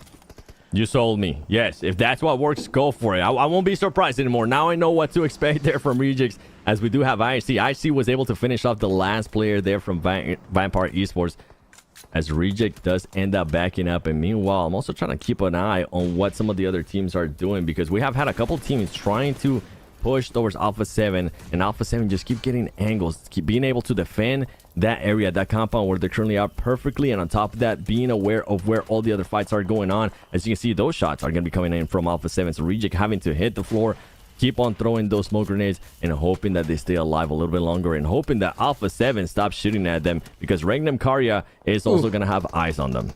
Yeah, and that is Regnum Karya that gets the knock right there onto Duelo. And no smoke, the smoke wearing out. Ragey actually going up. Maybe he thought the smoke will last a little bit longer. Definitely don't blame him for trying to get that revive, because having 2 players up there would be pivotal if they want to make it further into this match. Now, their fate really just decides or depends on where the circle shifts. I don't think Duelo will be able to get revive. You can see right here, Regioso with no smoke, so he's not going to be able to provide any smokes. And Regnum just eyes locked dead onto the Rejects, denying that revive, really wanting to confirm the point as well. And somehow he has crawled over. I don't know how. It looked like they had everyone's eyes trained on that tree, but they will get the revive. They got so lucky right there. Regnum Karya decided, you know what, we're just going to stop shooting at you guys. We're going to start focusing on something else, and he was able to make that crawl to his teammate, and they are going to be able to get that reset right there for Rejects, as now they have 2 players up, and we're going to be switching over to this fight. This is what I've been wanting to see. I mean, if there was, we mentioned it earlier too, as soon as you saw it too, Sute, you said if there was ever a time for Alpha 7 to win, I mean, this is it. They got so blessed with the circles, and they continue to get blessed. But the good thing that I'm enjoying out of Alpha 7 here is that they're continuing to be proactive. They're continuing to take the fights to other people. They're continuing to be aware of where everybody is rotating and making sure they make their lives a little bit more difficult, as they are trying to make their lives a little bit more difficult here to Random Karya. You see the shots there coming down from Carrillo, but hopefully they don't get a little bit too tunnel vision with what's going on there towards the east, towards the north, with Alpha 7 and Regnum Karya, because IHC still alive, and we do have other players still alive as well. Yeah, I think, though, at this point, everybody else in the lobby realizes that's probably a 4-man squad at the compound. We're basically just fighting for second place at this point. We see shots raining back, but even if they get a knock, I mean, you can't push this. You just can't. You cross out into the open, allowing for every other team to shoot at you. You crash into the compounds, the other teams are shooting at you, and then immediately you're met against the likes of Alpha 7. Yeah, I think Alpha 7's God complex here is pretty much impenetrable, and everyone else is just going to look to get elimination points onto each other and fight for that second place spot now. That's exactly what they're going to be doing. And something I wanted to mention, I mean, if there was ever a time to see how confident Alpha 7 is, we got a chance to see it just now. Revo, even though he wasn't full health, I think he had about maybe 25 left. He was still ego peeking them. He was saying, Regnum Kari, I mean, peek me. I'm okay. Yeah. I'm comfortable with where I'm currently at. And this is why, as Mafioso is now going to be taking on some shots there to Regnum Kari, being able to knock those players. And I wonder if this is the chance for some of the other teams behind them to possibly try to get a better angle on Alpha 7 and try to third party this fight, while 77K in this little broken shack right here trying to stay alive. Rejects trying to figure out what they're going to be doing. And honestly, this is just, as you were mentioning, it is just such a tough spot for all of the other teams. They just need to hope they get the timing right and the Alpha 7 forgets about them and they focus fully on Regnum Karya. But it's easier said than done, as Alpha 7, you can see Mafioso there now being able to spot some of the players from IHC, and soon, more than likely, going to be spotting some of the players from Reject as well. Regioso just made a Hail Mary run. Look at where he is right now. He ran on foot from the open where Duelo is down to that little divot past Mafioso's eyes. So, I mean, that puts him in a great spot. That might even be the spot to get him a... Wait, no. Every team is in this next zone already. Yep. It's going to go to stage 9. And all the other teams basically will be on the edge of the zone, meaning I think they all kind of have to go in almost at the same time against the likes of Alpha 7. So your guess is as good as mine as for who's going to get second place. As for who's getting first, I have a strong belief that it is going to be Alpha 7, yeah. That's what I was thinking too. I was looking at, I continued to look at the map here, but hey, you never know. As Ray Joseph, you were talking about the magical push that he was able to do earlier. Well, guess what? He makes McGrillin sit down, and that's going to be a bit of a tough pickup there for Alpha 7, as now they're not going to be able to cover all their angles. Now is the time for everybody else that's been trying to get a little bit closer, get center of the circle to reposition and cover their backs too, as Alpha 7 now has to focus on that pickup, needs to stop looking at stuff. But meanwhile, Rebel staying his eyes focused, his eyes are locked in on what some of the other teams were going to be doing, on what IHC was going to be doing, as he was able to knock one of the players. McGrillin does end up getting picked up, and with that amazing knock there by Rejoso, it opens up the door to Reject to now end up surprising a little bit more of Alpha 7. The only problem for Reject here is look where IHC is located. I mean, I think IHC shouldn't be their biggest concern, because Alpha 7's going to push out first into Rejects potentially. IHC is going to be just crossfired from Alpha 7 and the likes of Regnum Curry on the north side. So this is an all-out brawl now as the circle is closing in. That's a big knock. That's good for the likes of Rejects. Now Alpha 7 don't have a full 4-man pushing into them, and Rejects will survive with one. IHC still alive. Godless on the backside. He knows a Rejects member is somewhere in this field.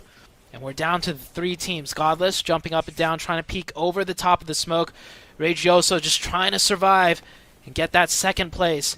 As Alpha 7, well, they're in no rush. They get that reset. They're back up to 4. They are back up to 4, and they know that Regioso is going to be close by. They know that that player, the last player from IC, is going to be keeping an eye out too. Here we go, Carrillo with that Groza on hand. Can he end up fighting Regioso? A lot of smokes going through. Regioso, if he keeps playing it like this, he could end up surprising them even more. But the good thing for Alpha 7 is that they've been able to spot him, and he's going to be able to take quick care of him as Carrillo ends up knocking him. Here we go. Alpha 7 now trying to go for the back-to-back. 3 wins so far today in 4 matches. McGrelin gets knocked by Godless, and here comes the other push. He could do this. We're going to have Rebel there in front of them. Here comes the shots. Is he going to be able to clutch up? It was too much. Alpha 7 too much, and they clutch up the back-to-back chicken dinner Sute. That is 3 so far today, and we have only played 4 matches. It's the home crowd. It's the home crowd buff. I mean, there's a reason why almost everyone in the crowd has some sort of Alpha 7 apparel. It's because they know, man, Alpha 7, this is it. This is their chance to finally secure. I mean, we're only into day 1, and I'm already celebrating. And I should watch myself because, like, I don't mean to be the bearer of bad news, but Alpha 7, they've had this, maybe not this big of a lead early on into the tournament, but they've had that first place before the tournament has finished, and they've lost it before as well. This is only day 1. This is still extremely early over the course of the 3 days. You don't want to be the bearer of bad news? Well, guess what? I'll be a bit of a historian because you are absolutely right. Alpha 7 has never had a start like this before at a global event, to the point that they're able to get 3 chicken dinners in just 4 matches. But they have had the lead before, and they have conceded the lead in the day 3 whenever it matters the most. So we'll see if they can actually keep up with this type of performances. They just need to be consistent. And the good thing, though, here is that they were blessed by the circle. They need to thank those circle gods by what just happened in the last match. But not only that, they took full advantage of it, and they ended up with 12 eliminations, Hot Jukes. And yes, they did, but it's time to go to an interview. Let's take it on over to the main stage. Quarto mapa no nosso primeiro dia de Pmgo aqui no Brasil, aqui em São Paulo. Eu tô aqui com o Mafioso, que está sendo saudado por toda a torcida brasileira presente aqui na Arca. Muito, muito feliz depois desse quarto mapa, terceiro mapa que vocês conseguem pegar a vitória. Queria te perguntar principalmente sobre o favoritismo que vocês chegam aqui no campeonato e que vocês têm concretizado cada vez mais, cada hora mais. Qual a sensação disso, principalmente considerando esse favoritismo de vocês? Cara, a sensação é muito boa, que a gente vem treinando há muito tempo para chegar em um campeonato mundial e mostrar nosso nível. E a gente está com os pés no chão, a gente não pode deixar se levar porque a gente ganhou 3 partidas e vamos por mais. Perfeito, eu queria te perguntar também, quero perguntar a torcida, já já a gente vai falar de torcida também, já já a gente vai pra lá, inclusive, mas antes eu queria te perguntar qual a sensação pra você agora em 2024 de estar enfrentando times que são campeões mundiais, assim, coisa que você já fez no ano passado, vocês foram muito bem no Mundial do ano passado, como é que você se sente aqui, principalmente enfrentando a IHC nesse fim desse último mapa? Eu me sinto honrado a saber que meu trabalho, meu esforço está valendo a pena, jogar contra esses times aí que são os melhores do mundo. Mas a gente também treina muito para isso e não vamos ficar com medo deles, vamos para cima e tamo junto. I guess how do they feel about basically they are facing one of the best teams in the world right now, IHC, and he basically said that he feels honored with that, but they are not going to be afraid about anyone. They're going to be prepared for facing that, so they're just fine, not afraid. Por último, eu queria te perguntar sobre a torcida que está gritando muito por vocês, a torcida super barulhenta que vocês têm, como isso afeta vocês durante o jogo? I asked about all the crowd we have here and how did they affect them during the game. A nossa torcida é a melhor do mundo, a gente não tem nem o que falar. A gente está jogando ali, está sempre escutando eles aplaudindo nós, quando a gente mata alguém a gente consegue escutar no fone. E eu sinto muito honrado em fazer parte desse time e let's go. Perfect. I asked about the crowd and he basically said that our Alpha 7 crowd is the best crowd in the world and they can hear them screaming when they kill somebody. It's always very loud and everything, so they are basically honored to have such a nice crowd. And now, let's go to the crowd that is right next to us, screaming a lot for Alpha 7. Let's go over there. Vamos, vamos, vamos, vamos!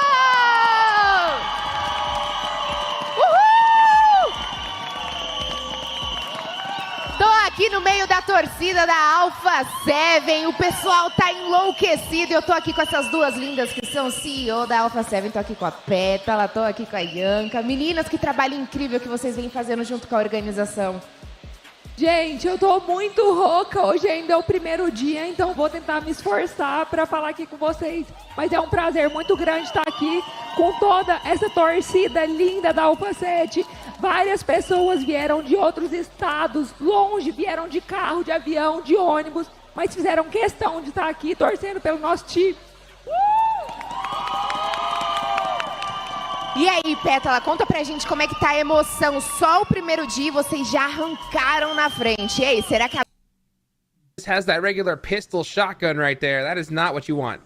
Demo OG back there. I think I got a chance to see an M249. So if for some reason something does end up happening here, he's going to have a great spot. Meanwhile, also ended up having just a Mac. And now what? Guess what? Regnum, the team that we're talking about, their consistency, they're currently going to be getting into a fight here with Deathwolves. They're going to be able to knock one player, but we are jumping into this fight, and Regnum Karya is already down one player.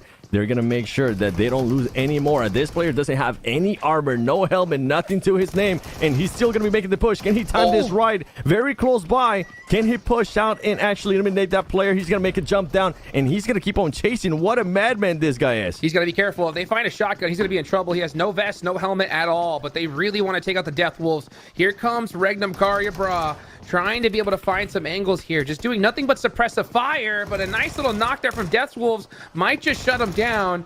Now here comes the shotgun, but that Vector. Oh, way to get it done. That's going to help at least stop that fight for a little bit longer. And, ooh, that pump shot, he has it, but I don't think he had any ammo. That's right. He didn't have any ammo for it. And on top of that, he only had 8 bullets there on the Vector that he did end up having. I think he was able to pick up some ammo there for that shotgun, as he's going to be able to knock on some. He's going to be able to convert some of these eliminations. And now he just needs to worry about one player left of Devils. The last one standing, Rataboy. And I think Rataboy wants to be able to just clutch up some more points for his team. Just Needs commit. to get a better angle here. And he's going to back off. I don't think he can back off, afford it. I mean, just trying to leave this is going to be almost impossible. They're going to chase you down. So, man, they were really hurt, but after so long, yeah, now he has to go for the run. So regardless, it's going to be a huge L for the Death Wolves. And 3 eliminations, all up from one player here on the side of Regnum Karya. And that was crazy too, because I mean, when we jump into this fight, Regnum Karya was down a player. They were at a disadvantage, but man, Deathwolves just started falling apart there, as some of the teams, some of the players didn't even have any ammo, or didn't have that much ammo. So they have to think about, usually we're used to seeing just all these players pre-fire, get ready for it, just hold an angle, pre-fire some more, but they had to be a little bit more tactical here with how they were going to take care of the ammo that they had at hand. Oh, man, that's so tough. That's why these hot drops are so toxic. You know, you just have to kind of have the luck of the draw of what kind of weapon you're going to get. Now, they're going to start hunting down this final player. But man, did he haul it. I mean, he's been running. He's been got to keep it a little true to his name. He scurried straight away and is just going to try to get some placement points for his team. That Errata boy, his name is like that for a reason. We're talking about what was going to happen with IHC earlier, and now D plus Kia is going to be able to get the upper hand on IHC. Now they're going to be making it here into a 4v3. You can see D plus Kia, maybe they were just looking to not run into the issue that some of the other teams were just able to run in, with Random Macari and Deathwolves wanting to have enough ammo, wanting to have some armor as well. This could be the turn of events, as Rogue is going to be getting hunt down here. 3 players of D plus Kia going to be going into this building, but luckily for Rogue, he does have a shotgun to his name. Yes, he does. So let's see what happens here. As D plus Kia is going to start on the press. They know they have the man advantage here. Rogue's got that pump shotty, just holding the stairs, but he's all by himself. If D plus Kia are smart, they can push together and make sure that they get this knock, but they cannot afford to go in one by one. Every single one of them has a shotgun, and Rogue's all by himself. If they get this finish on the Rogue, IHC is going to be in huge trouble. IHC is going to be in big trouble. The good thing for them, I mentioned earlier, Demo OG does have the M249. He's trying to find those angles, but right now he's not going to be able to find any here on D plus Kia. They are inside the building, and guess what? Rogue doesn't want to wait. Rogue wants to get the fight started, but he needs to be careful because he currently has no armor. So I would just try to use that TPP to my advantage and wait on that little spot by the stairs. D plus Kia debating on what they want to do here. You can see Osal there trying to get the off angle with the submachine gun, which is going to be quite tough. But Rogue, there we go. Now comes the push. Is he going to be able to knock him? He's not going to be able to knock him. Instead, he's going to get finished by D plus Kia. And you were talking about it. It's not looking good here for IHC, as they only have 2 players left. That was the right play from D plus Kia. They got the initial finish on one player, and then they noticed that Rogue was isolated. Hey, send the whole squad, take him out, and then now you're in a 4v2 situation. IHC is still split up, so now D plus Kia, all they have to do is get to one of the buildings and run up it, and then it'll just be a 4v1, 4v1, and it shouldn't be any. Actually, yeah, it is a 4v1. I was wondering where the fourth player was, but he is on the back side here. The only problem is it's going to be a little bit difficult to get to that building safely with all those broken walls and gates right in front of them. But it does look like IHC decides to group up here in the situation. And IHC making the smart move right there as they are grouping up like you mentioned. This is probably maybe the turn of events that you wanted to see. Pmgo was able to get some shots there on one of the players from D plus Kia when he was running around. Meanwhile, I wonder if there's any utility here, because if K can throw a grenade right in the top. It's over. Oh no, he got knocked, but somebody was able to, actually, IHC was able to knock one of the players too. Demo OG with that M249. The only problem is he doesn't have that much seals after this one. He's going to start looking for some, because it's just going to make it tougher and tougher, and I think they might just be able to reset right here with that player unless he decides to possibly sacrifice him. No. Go for that reset. That's exactly what they're going to do. Yeah, I think D plus Kia, just, hey, take the time. Yeah, it's still stage 1. You can eat some blue zone. I know you want to prioritize circle, but just get these finishes. Don't make mistakes. Don't even lose a single player. Here they come, sending all 4 now. The problem is that Demo, I only saw him have 44 shots left in that M249. Oh, this is bad, though. The next circle goes even further south. They got to get this finished quickly. And here comes D plus Kia on the charge. 4v2. IHC doing a great job of shutting them down, and things are falling apart for D plus Kia. What could happen if IHC had all their players alive? That's pretty much what we keep on saying. Well, guess what? They don't need all their players. They just need 2 players to be able to clutch up and start getting eliminations, start getting those points back. As Demo G is able to clutch up D plus Kia. Even though they had the numbers advantage, even though it was a 4v2, guess what? IHC with just 2 players able to clutch it up. Disgusting. I mean, these guys are no joke. I mean, we saw them on top of Everest. I think it was in match number 2, just straight up handling so many squads by themselves on top of Everest. And it just goes to show, one little mistake at this level, even if it's just 2v4, they're going to take you out. Now here comes Royals of War versus Reject.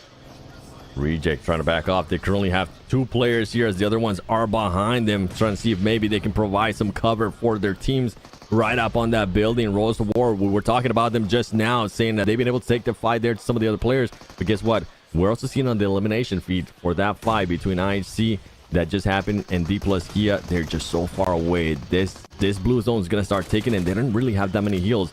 But let's focus here on Reject. You're going to be able to spot one player there from Royals of War. He's not going to be able to connect as that player was on fire. He needs to be careful as one of the players does end up getting knocked there from Reject. Royals of War trying to get those angles. Tonka with the right angle right there through the window. Reject's trying to make the push, but it's a little bit too late as Royals of War is just taking care of them. Here we go with the 1v1, but they are just too much for Reject, sending them back to the lobby. Royals of War wins this engagement, and they should be able to fully reset.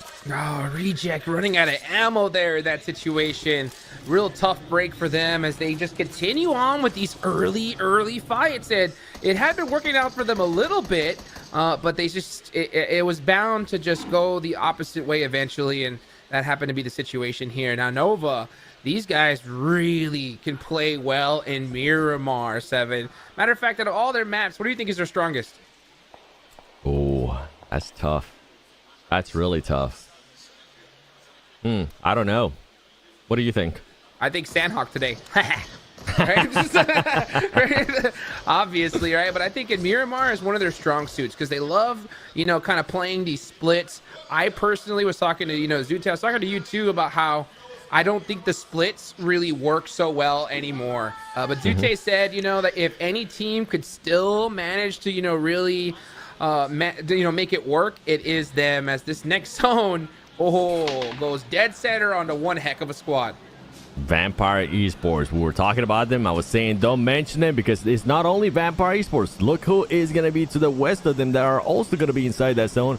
Going to be none other than Team Falcons, and they're looking to get those placement points.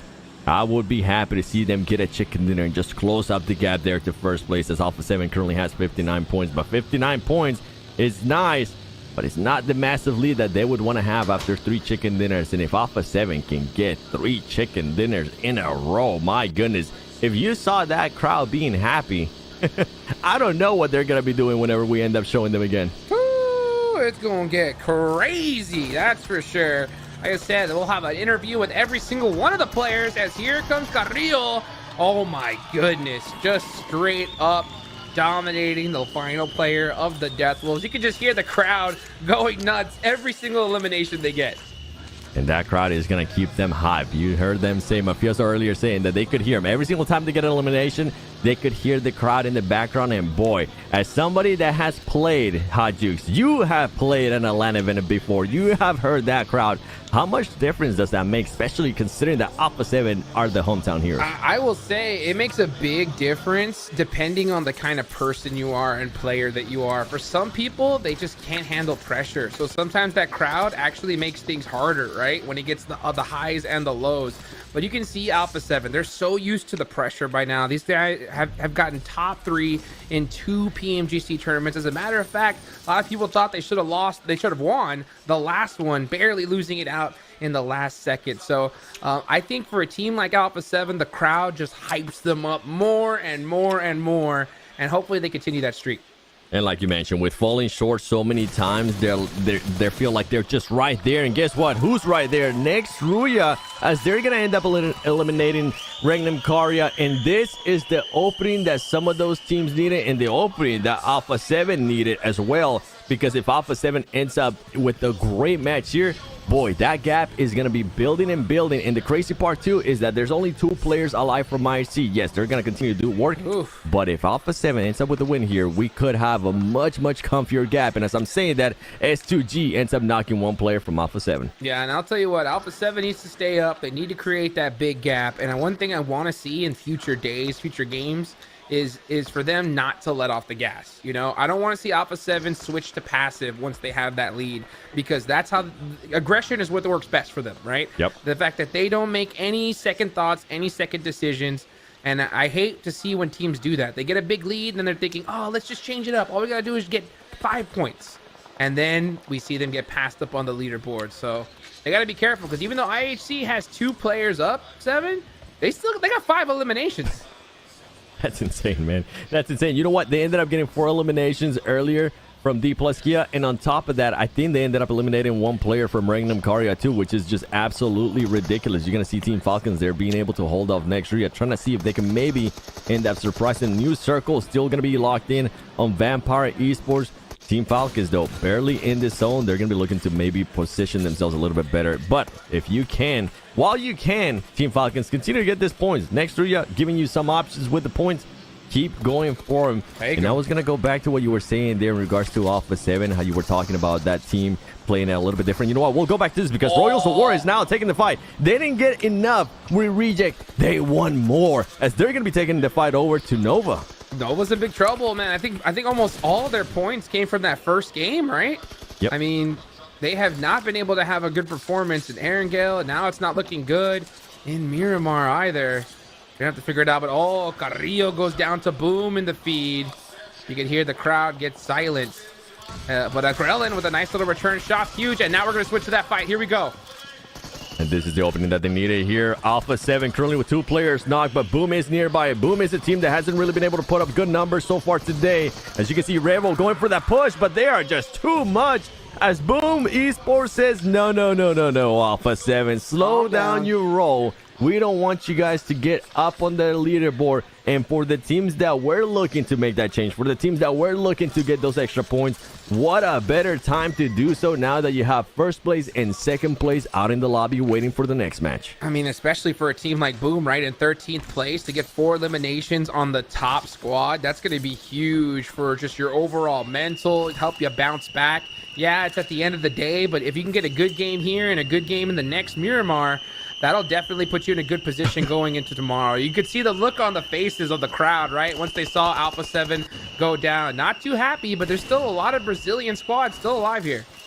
I'm over here giggling because I just saw what popped up on the screen. And that's right, ladies and gentlemen. Demo OG from IC continuing to get eliminations. I don't know where he was getting it from. There you go. They get eliminated as Demo was the last one of the only 2 last players standing, but they end up getting eliminated. They still end up with 6 eliminations. That is solid for that team considering what happened at the beginning. Absolutely. I mean, that's what I was saying, is like when you have a bad game, you want to still put up something. And I always say like 6 to 8 points, because then once you get that good, circle, good map, you pop off, you go crazy, you get that 20-point game, that'll put you in position for first place. So great way for IHC to, when everything goes wrong, to still hold on and get those beautiful 6 elimination points. Meanwhile, look at this. This is a huge opportunity for a lot of teams to start, gaining on this leaderboard. Yeah, not only Boom, I mean, these are teams we're looking at now. Hi-Fi's, they're in 15 plays with those 9 points. This is now how they were looking to start off their main event alongside Smoke. I think I saw Smoke by earlier. It might be them that's currently taking shots on them. Hi-Fi's needs to be careful here because they are going to be just barely on this, on the edge of the circle. Team Falcons having such a high ground, they're going to be able to take shots on anybody that gives them the chance to do it. And now we're going to have a bit of a switch up here, as we are going to be centering a little bit more towards those zones. We could end up with the city finish, Hot Jukes. And keep in mind, Vampire Esports will have to at some point position themselves a little better, unless they get Zone Blitz, which would be crazy. That would be crazy. I'll take an urban finish right now. That'll be interesting. Meanwhile, you got S2G inside the warehouse, holding it down in a very, very good spot. This could be their comeback game. Zone could go anywhere. We saw Hi-Fi's do a pretty solid rotation. They moved very quickly into a good spot in this circle. It's just going to depend on where that zone goes. If it goes to Los Leones, we're going to be into for a huge long circle game. It will be on that, but guess what? Royals of War earlier, they were able to take care of rejects. They were able to make sure they harmed Nova Esports as they took 2 of their players as well. Nova having to just run away with that split that they've been working on, and it just hasn't been working out for them. We've been talking about it too. Like, are they going to continue to do that? Honestly, I don't see Nova stopping with their game plan. Usually those teams, those Chinese teams, stick to their game plan no matter how it ends up going. At some point, it'll start clicking for them, so they might just wait for that. For Royals of War, wanting to take on fights to anybody. And guess what? A fight that I've been wanting to see. A fight that we're possibly finally going to get. Vampire Esports getting pushed by Team Falcons. In Team Falcons, we're talking about splits. Look at this split right now by Team Falcons. Oh, that's a big one right now. Vampire holding this edge of the zone, and they have Icy up close. And the problem is the timing of this, because this next zone is starting to close, and they're going to want to be able to get a little bit of breathing room here just in case it does hard shift to Los Leones. But meanwhile, Schweppes gets an initial knock. Icy is lit to heck, and Tony K gets that knock. You see Next Ruya getting in the mix now. I mean, there's just third parties all over the place. Next, Ruya saying, you want to take that fight? You forgot about us. Well, let me remind you that I'm right here, as Action is going to end up getting caught there by Schweppes. Schweppes is going to turn around and see if he can possibly spot some of the other players from Team Falcons. Team Falcons wanting to go for the push here. I think they were a little bit too split, and it's starting to show as Hi-Fi's is close by. The nemesis, the kryptonite of Team Falcons, very close, and I'm sure Team Falcons is not looking forward to this. Action does end up getting eliminated, and so far out of this fight, Vampire Esports has gotten the better of it. The only problem with Vampire Esports is that they do end up losing on Tony K. No, yes they do, but you see Schweppes putting in work with that gyro on that player cam, moving back and forth, trying to catch some hit markers through the smoke. Royals of War, Colgate catches Frozen from Next Ruya. Miyaki catches one of the members from Team Falcons. It's an all-out war here for this central position. I know it's still stage 5, but they definitely want to be able to get some breathing room in case this next zone hard shifts. And it's not going to be stopping anytime soon, and it's just is going to be top. The last player standing there for Falcons, I doubt he's going to be able to pick up. I see that was knocked and crawling. A team that is looking to add some more points. A team that I personally want to see more out of. None other than Smoke Gaming, currently good position right there. But let's see where this circle is going to end up going. And it does end up going a little bit more towards that urban. Royals of War, S2G, all those teams, even Nova right now, they're going to be happy that they're not having to fight their way into this circle, Hot Jukes. Yeah, especially Nova. They're a 2-man right now, just holding some buildings, getting some oversight. So they're in a really good position with this zone shifts. S2G are probably in the most dominant. They have that warehouse right there, which is going to be super beneficial in case that zone decides to go sneaky. Look at that. Now you got Paraboy, the long-range specialist, all the way from those buildings. Tap, tap, tap it away. trying to get some extra points on the board. And Monkey trying to get the crawl. He might just get to safety, and it looks like he does. And Pmgo getting some eliminations too for Royals of War. And here we go, the push. I was wondering if these two teams were going to end up fighting. Smoke Gaming needs the points, and they are wanting to take the fight here to Royals of War. Is Royals of War going to stick to it, or are they going to decide to back off? And I think one of the players is trying to get off angle there, or trying to get a little bit closer to his team. You were praising earlier how Team Falcons always, even though they do end up being a little bit split, it's always close enough that if a player goes down, they're able to reset right away. Maybe that's exactly what the Royals of War player was doing in Smoke Gaming at the moment, slowing down their push because they don't want to be exposed once they go over that ridge, and they want to start focusing a little bit more on Nextria, as Nextria is going to give him a chance there to get some knocks and possibly turn them into some elimination points. Nino has a really disgusting angle to Nextria. They're pretty trapped. They're going to lose all their vehicles, and that sucks because they really needed them in case this next zone decides to go anywhere away from them. So just taking out those vehicles alone has crippled Nextria big time. Royals of War on a tear, though. The Mexicanos coming in hard with 8 eliminations so far. This could be their big bounce back game that they needed. 8 eliminations, and not just on any teams, right? Some of the top teams too. I mean, everybody's a top team here in this lineup, but boy, for them to take the fight with what we were seeing earlier, and right now controlling this little compound, it's working out wonders for them. Now Smoke decided to back off a little bit more, try to focus on Nextria, see if they could maybe end up finishing some of those other players. Top still alive from Team Falcons. Absolute madness. Sometimes I hate and love Miramar, and right now with what I'm seeing here, I absolutely love it, as Vampire Esports currently has 3 players alive. They're on that other side of the map, 7 eliminations too, so they're starting to get warmed up. Here is that planning phase. Because of how the layout is of this circle, now all the fights have pretty much come to a stalemate. They're waiting to find out where this next zone's gonna go. So teams hopefully have their vehicles ready to go, except for Nextria because they got blown up.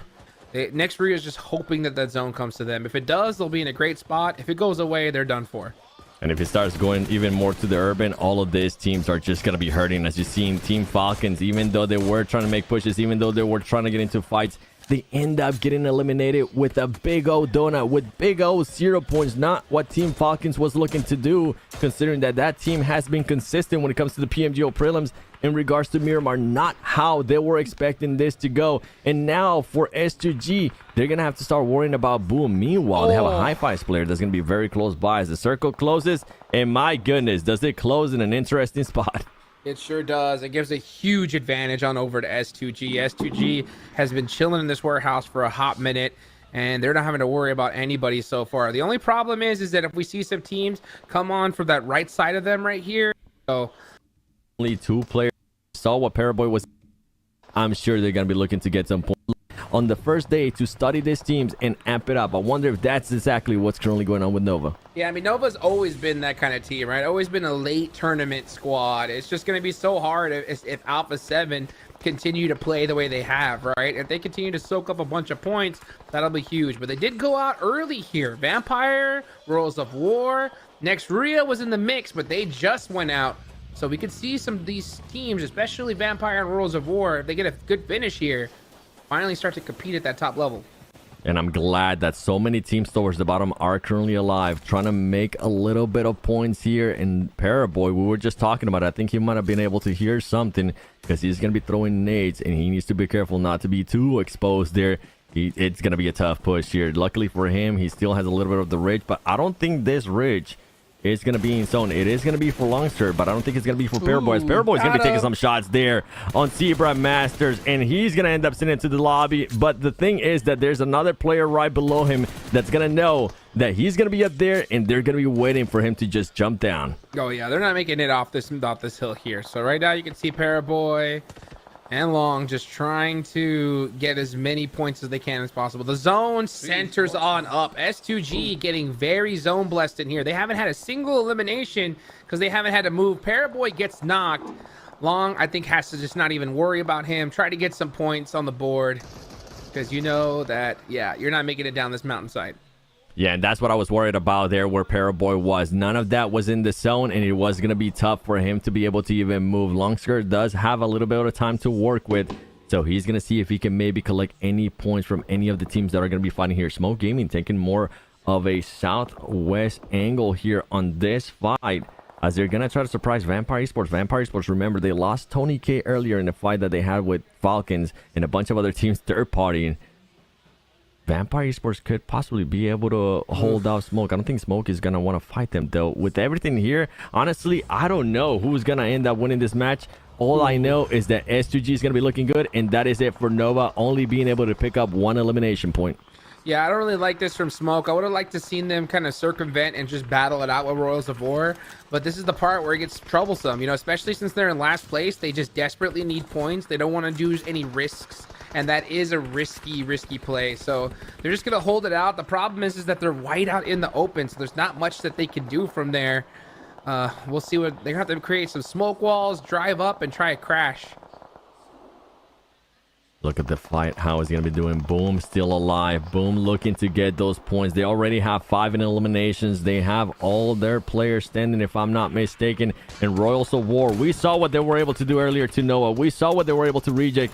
They're wanting to take this fight here to a champion, a PMGC champion in S2G, and S2G throwing nades. Meanwhile, on the other side, Vampire Esports and Smoke Gaming are currently shooting at each other, trying to make sure they make the rotations a little bit easier. But SGG has just such a great hold off here that it's going to be so tough to push in this teams unless Royals of War just starts throwing as many grenades as possible. But even then, Jukes, S2G is so set right now with all the angles that it's going to be so difficult. Yeah, that's the only place that it's really weak from, is this angle here. I was surprised to see what Rivas was even going for. I think he just had to send it from that angle and try to find out S2G. I mean, I'm surprised, yeah, we're not seeing any kind of utility getting thrown here, and because of that, we see S2G able to finally take out Royals of War. This side is now clear. S2G only got to worry about a couple of angles now. And with S2G, while this fight was going on, Vampire Esports did end up getting eliminated. So now there's only have to worry about High Fives, which only has one player. Boom as well is going to be around. And Smoke is going to be making on this push. Smoke looking to finally get some good points here on the leaderboard for themselves. S2G still all the players alive. Boom now starting to make a push here towards Smoke. Smoke's going to be able to knock one player. Can he turn around? Can he knock the other one? He's not going to be able to convert that into elimination, but it's going to make it a little bit harder there towards Boom Esports, and that gives just enough time for some of the players from S2G for them to split off and reposition themselves and try to get those off angles. SnowX doing his best impression of the trophy in the middle of the stage, not moving a muscle, and he has not this entire game. He has stayed there just trying to get these placement points, not giving any audio cues. He can be a problem here because S2G is battling it out with Boom, and there's trades back and forth between both these squads. And Boom doing exactly what they need to do. If they get the knock, turn that into elimination point right away. Meanwhile, while this fight's going on between Boom Esports and S2G, guess what? The High Five players just chilling. There you go. He finally gets spotted. One less team to worry about for Boom. And Boom has the high ground. They're going to be pushing from the bottom. He's going to be able to surprise some players there from S2G. He's going to get the knock. And it's going to come down here to a 1v1. Can he clutch this up? And he does, as Boom Esports Indonesia finally get a chicken dinner. And they start showing up in a big way for the Pmgo Brazil, and that's what we wanted to see, Hot Jukes. Oh, that was huge right there. Frenzy, that was all Frenzy. That angle was disgusting. Once he got on that roof, I mean, it was just like shooting fish in a barrel right there. 14 eliminations, 1,400 damage. This is a chicken dinner that they desperately needed. It is. 14? Are you kidding me? Woo. This is the Boom that we were hyping up. This is the Boom that we have been. For a lot of the other teams, they got eliminated earlier there in the last match. Random Cardia there staying with their 46. And you're going to see a big and a massive jump up from Boom Esports as they jump up 9 spots to 4th place with 35. Get Nova trying to find a central position. Boom seeming to be in a great spot. Alpha 7 all the way on the south side. Meanwhile, here comes High Fives versus Next Ruya. Big fight brewing out here. Next Ruya down to 3. Wolf is down already. And High Fives, they're going to get third party, I feel like, from distance. Yeah, you see another team right there taking shots in this general direction. Oh. And yeah, High Fives getting cut down to just the 2 members inside the house. Gonna have to do something. Gonna have to make some plays. And being inside the house is not the place you want to be, because here comes the util. Nades, Molotovs coming from all different angles. High fives are in trouble. Yeah, not just high fives, even next Ruya potentially, because Boom is getting aggressive. They're trying to carry that momentum from that last chicken dinner they had, and they are feeling confident. They're pushing up closer and closer to next Ruya. Next Ruya only have 3 members to work with. Oh, Snowix, nice knock there with that S12K. Gotta be careful with those windows, because like you mentioned, Boom is coming. Oh, wait. Did one of the players from Boom get knocked? Oh my gosh, Yeah. Next Ruya are fighting 2 squads at once. That nade from Snowix, though, is going to shut him down. That's going to be 2 eliminations for him. Can he take Boom now by himself? If he jumps out at 180s, he might catch him. Yeah. Ooh. Ran Right into a nade. He just said, nah, I'll eat that. The pre-nade, but yeah, there was a 4th party. Rejects was actually taking shots at Boom. Boom down to just that 1 player. I think they might get revived. Now on the northeast, another fight breaking out here. It is Vampire running into the likes of Royals of War. And Vampire Esports here are getting whittled down. That is 1 player down. Schweppes gets knocked. Will not be able to get revived. Newsy also knocked up there.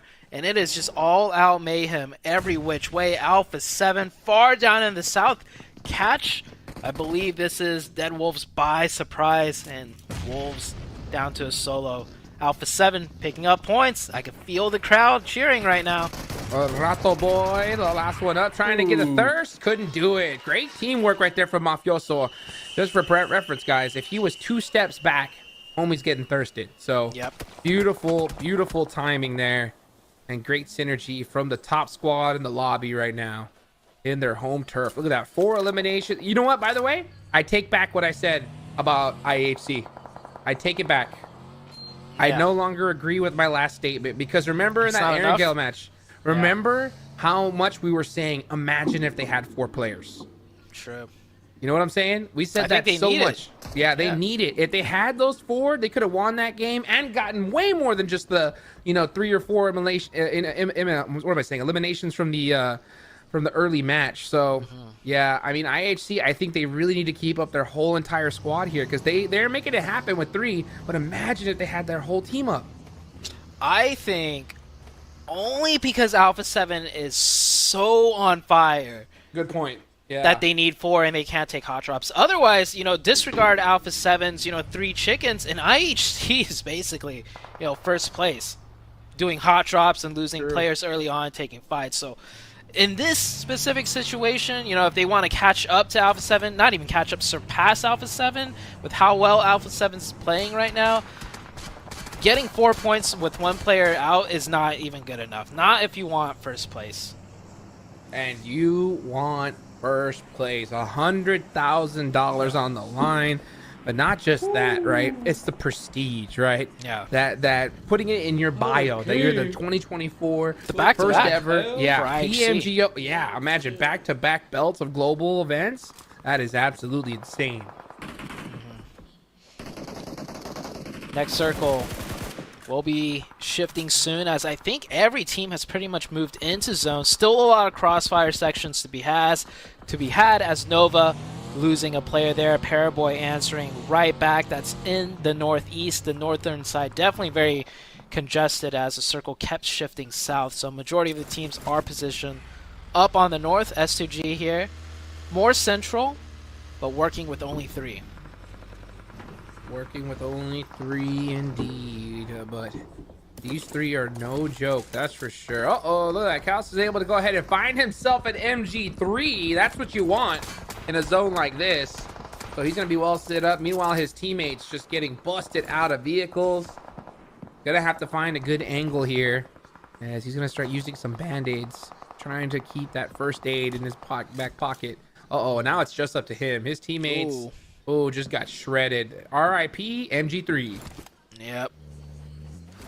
Even with so much divots, so much cover, the Hello, slimmest of MG3. pixels sticking out, and Boom will come in and take it. And Boom, I like this. Boom is dead center, like dead center, but they realize they're center enough and safe enough that they could get a little bit aggressive against teams that they That's knock too down much. to confirm a couple more points. So Boom, I really like seeing what Boom has been doing since the last game and coming into the last match today. Absolutely. Great awareness, right? Great awareness to take up this position as soon as possible. And I think one of them should loot that box and find that MG3 is sitting pretty right there. They're going to be in a great spot. I mean, what a boost. Imagine, right? Where you saw what did they move up? 9 places in that last game? And they could move up even further. I mean, at the end of this game, if they continue on this kind of like roll, we could see them in 2nd place. Yeah, moving up 9 is wild. So before that, they're what, 13th? That's crazy. That's crazy. They went from like counted out from the tournament in 13th to like, wait, they're top 4. And another fight breaking out. Zebra Masters against the team of, oh my gosh, it is getting so close. It's down to just a 2v1 situation now. Nades in hand. No, 3v1. So Zebra Masters really on the back foot. Really on the back foot indeed, but here comes Alpha 7 on the third party. No hesitation. Got caught with a nade in his hand. Zebra Masters making it that much more difficult. Vitin has to be careful. Those nades are coming in back and forth. He tries to get the bounce nade, but the bank is not open. Meanwhile, Alpha 7 just licking their lips saying, we'll take some more eliminations for sure. Thank you very much. Muchos gracias. As here they come. Now just putting in some work onto Regnum Karya. Yeah, Regnum Karya. The last solo hiding out there in the open, almost, next to that shack. I don't think they will spot him out.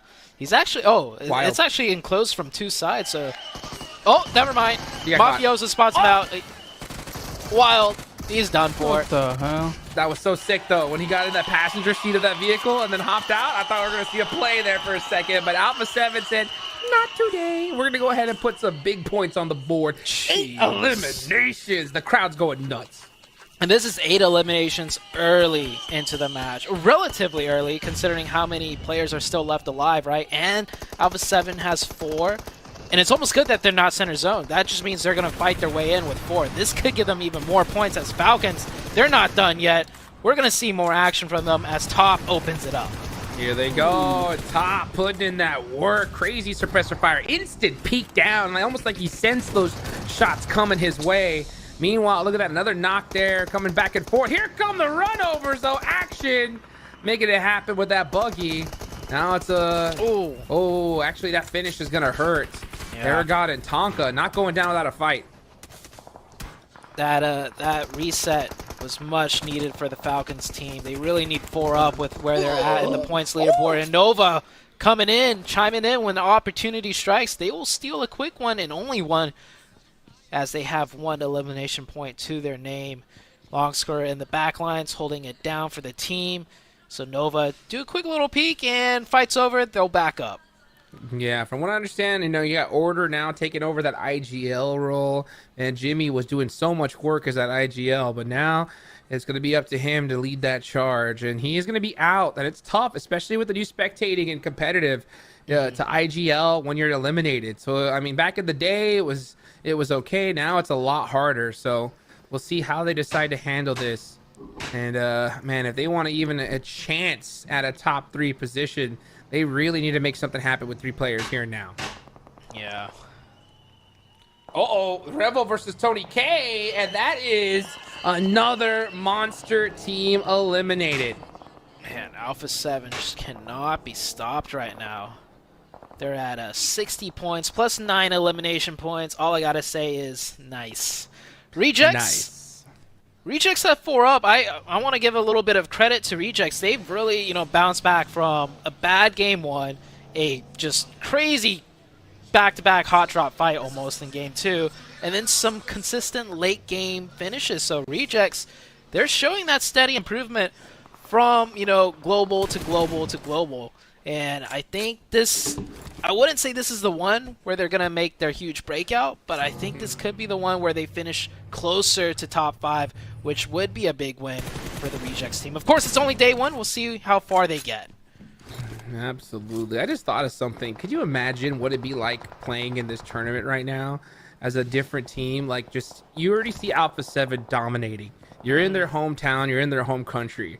You hear the crowd constantly, right? Imagine you just go and you're just like, you're looking at the elimination feed and then you're hearing those whistles just blow at max volume. You know what I'm saying? It's So Yeah. you're just in the lobby thinking you're like, man, it's kind of slow. And then you just hear those whistles and you see the feed and you're like, man, Alpha 7's tearing everyone up, you know? It is Yeah. definitely going to add a little bit of a little spice to your gameplay. But Nova not looking too scared here as they do decide to battle it out with Alpha 7. They get one knock. But Nova with a 3-man and so low on the leaderboards. Oh, they got a lot to make up for. Man, look at IHC. This is a 3-man team coming late from the blue zone, right? Because they were fighting another team. And it doesn't matter if they rotate in late. It doesn't matter if they're underpowered. It doesn't matter if they're rotating in from the edge of zone, far down south. They always find a way to kind of make it work, and they're looking to take out Smoke Gaming. Imagine if they had 4.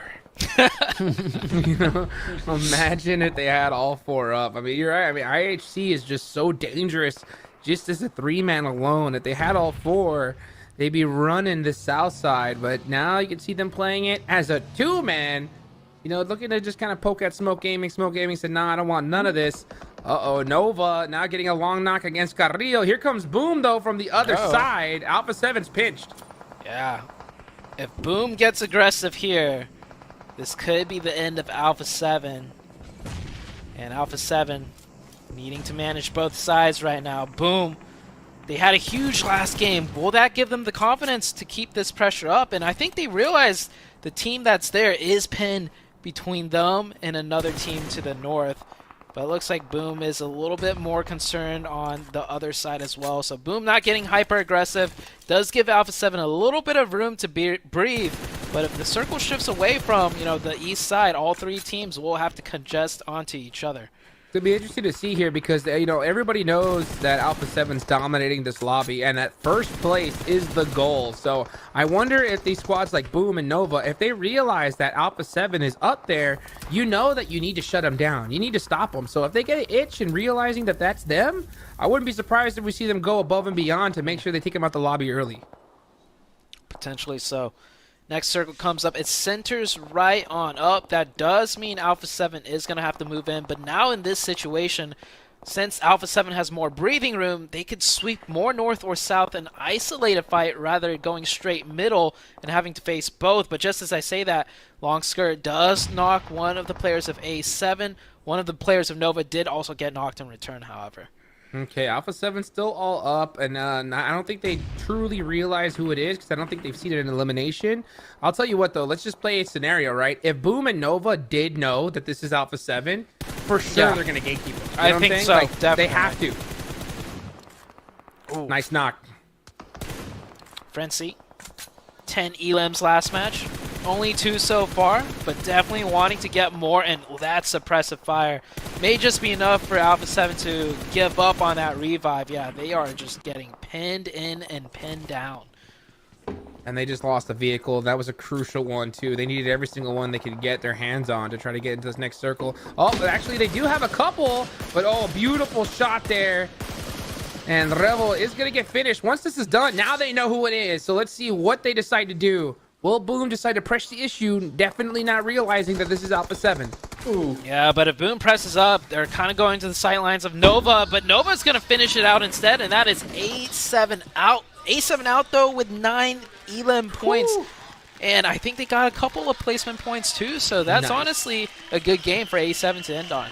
Absolutely. If you're one of the fans, you got to be proud. Everybody, let's see how this game's going to end, though, and how we're going to finish day number 1 as Boom has 7 eliminations. 2 players up. Beautiful shot there from Frenzy. Looking to put in some work on Nova. Nice Molotov as well to put some pressure.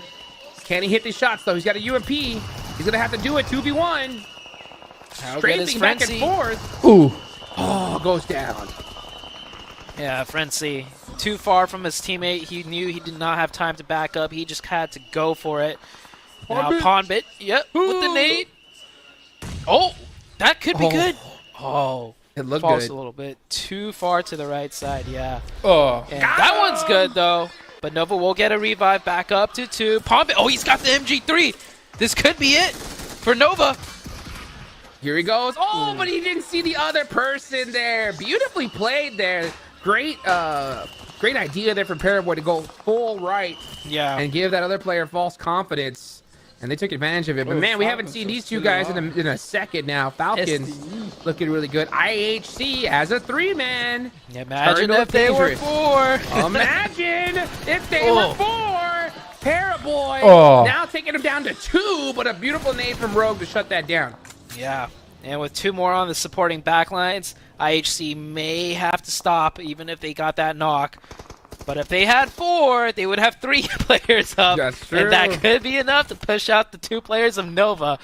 We'll never know. But Falcons also working with 3 against Rejects. Rejects have been playing this very quiet, but they have been picking up Elim, still up to 4, and potentially looking to take the Chicken Dinner out as the only 4-man team left in the lobby. I think Reject were forced to kind of turn that aggression off just a little bit, right? Just try to play smarter because they're so down on the leaderboards. They need some big points here. Oh, they almost get the knock on to action. Now they're going to have to start chasing him, though, because this zone is starting to get interesting.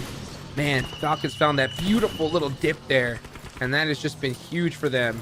Now they're going to have to rotate, most likely in the other direction. That's exactly what they do. They're going to start heading south. Yeah. Falcons timed that rotation really well, where it didn't give Reject that much time to, you know, set up against the Falcons, because Falcons is in a tough spot, but still, Rejects find a nice little divot to work from a forward position, and now just some couple of nades, and we may see the Falcons go out. Does he spot him? Can he see Icy there just left of that tire? There's that tall grass. It's kind of hard to spot, but Saros gonna go ahead and throw a smoke out there. That's kind of a terrible smoke, actually. I don't like that at all. It just eliminates his sight lines completely. So they're gonna go ahead and get that smoke. I don't know the reason for that smoke at all. I don't get it. I think he's trying to isolate the tire player, but hold that thought as Rogue going for the 1v2. Quick peeks with the Scar L, gets 1 already. And just 1 left. The shotty's coming through, and the shotgun. What's that, the shotgun? That is the DBS. From distance. How is he alive? How is he alive? Nova hanging in there literally by a thread. Meanwhile, Team Rejects need to start pressing the issue here. They need to start putting some work onto the Falcons. Nice knock there on the top. Is going to be huge, and Divine with this angle. Oh, just absolutely shredding the Falcons. Yeah, that will be the Falcons taking out. Rejects with 4. Yep, with 4 up against the 2 players of Nova. Rejects looking to get their first big dub and to end the day on a very positive note. However, Nova kind of really wants this dub too, because Nova has had a bad day as well. We talked about it, right? We talked about how bad Nova needed to have a comeback play, and for them to get a top 2 finish is going to be huge. Can they pull off a miracle, though, and do a 2v4 for the Chicken Dinner? Let's going to see what happens, though. Reject, so good at aggression. Here comes the pressure, and that's going to be too much for Nova to handle. And it's the Japanese legends coming out with a Chicken Dinner right when they needed it.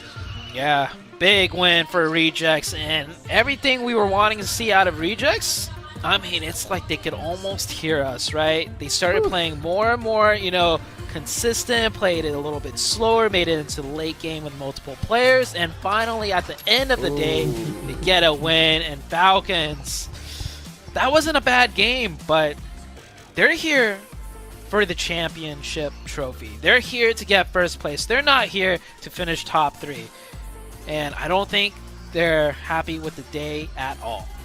Yeah, you could just see it on just Top's face, right? Just looking up, just disappointed. There's still 2 more days left to go, though, so you could definitely have a comeback. But yeah, I mean, it's not looking good because they want first place real bad. And Alpha 7 is so far ahead. They did everything they needed to do here. Yeah, man. You could see the stress building on Falcon's face. Same with Nova. They look a little bit better as far as spirits go, but I mean, Nova's a team that's so used to playing for the long haul, right? They always start off slow, so they are not strangers to the situation they're in right now. I don't think they Not are. strangers at all. Right, My goodness. Sorry, I had to jump in here, man. That finish there from Rejects after we were wondering what was happening there in the first 2 matches of Erangel. They were able to perform in 1, but they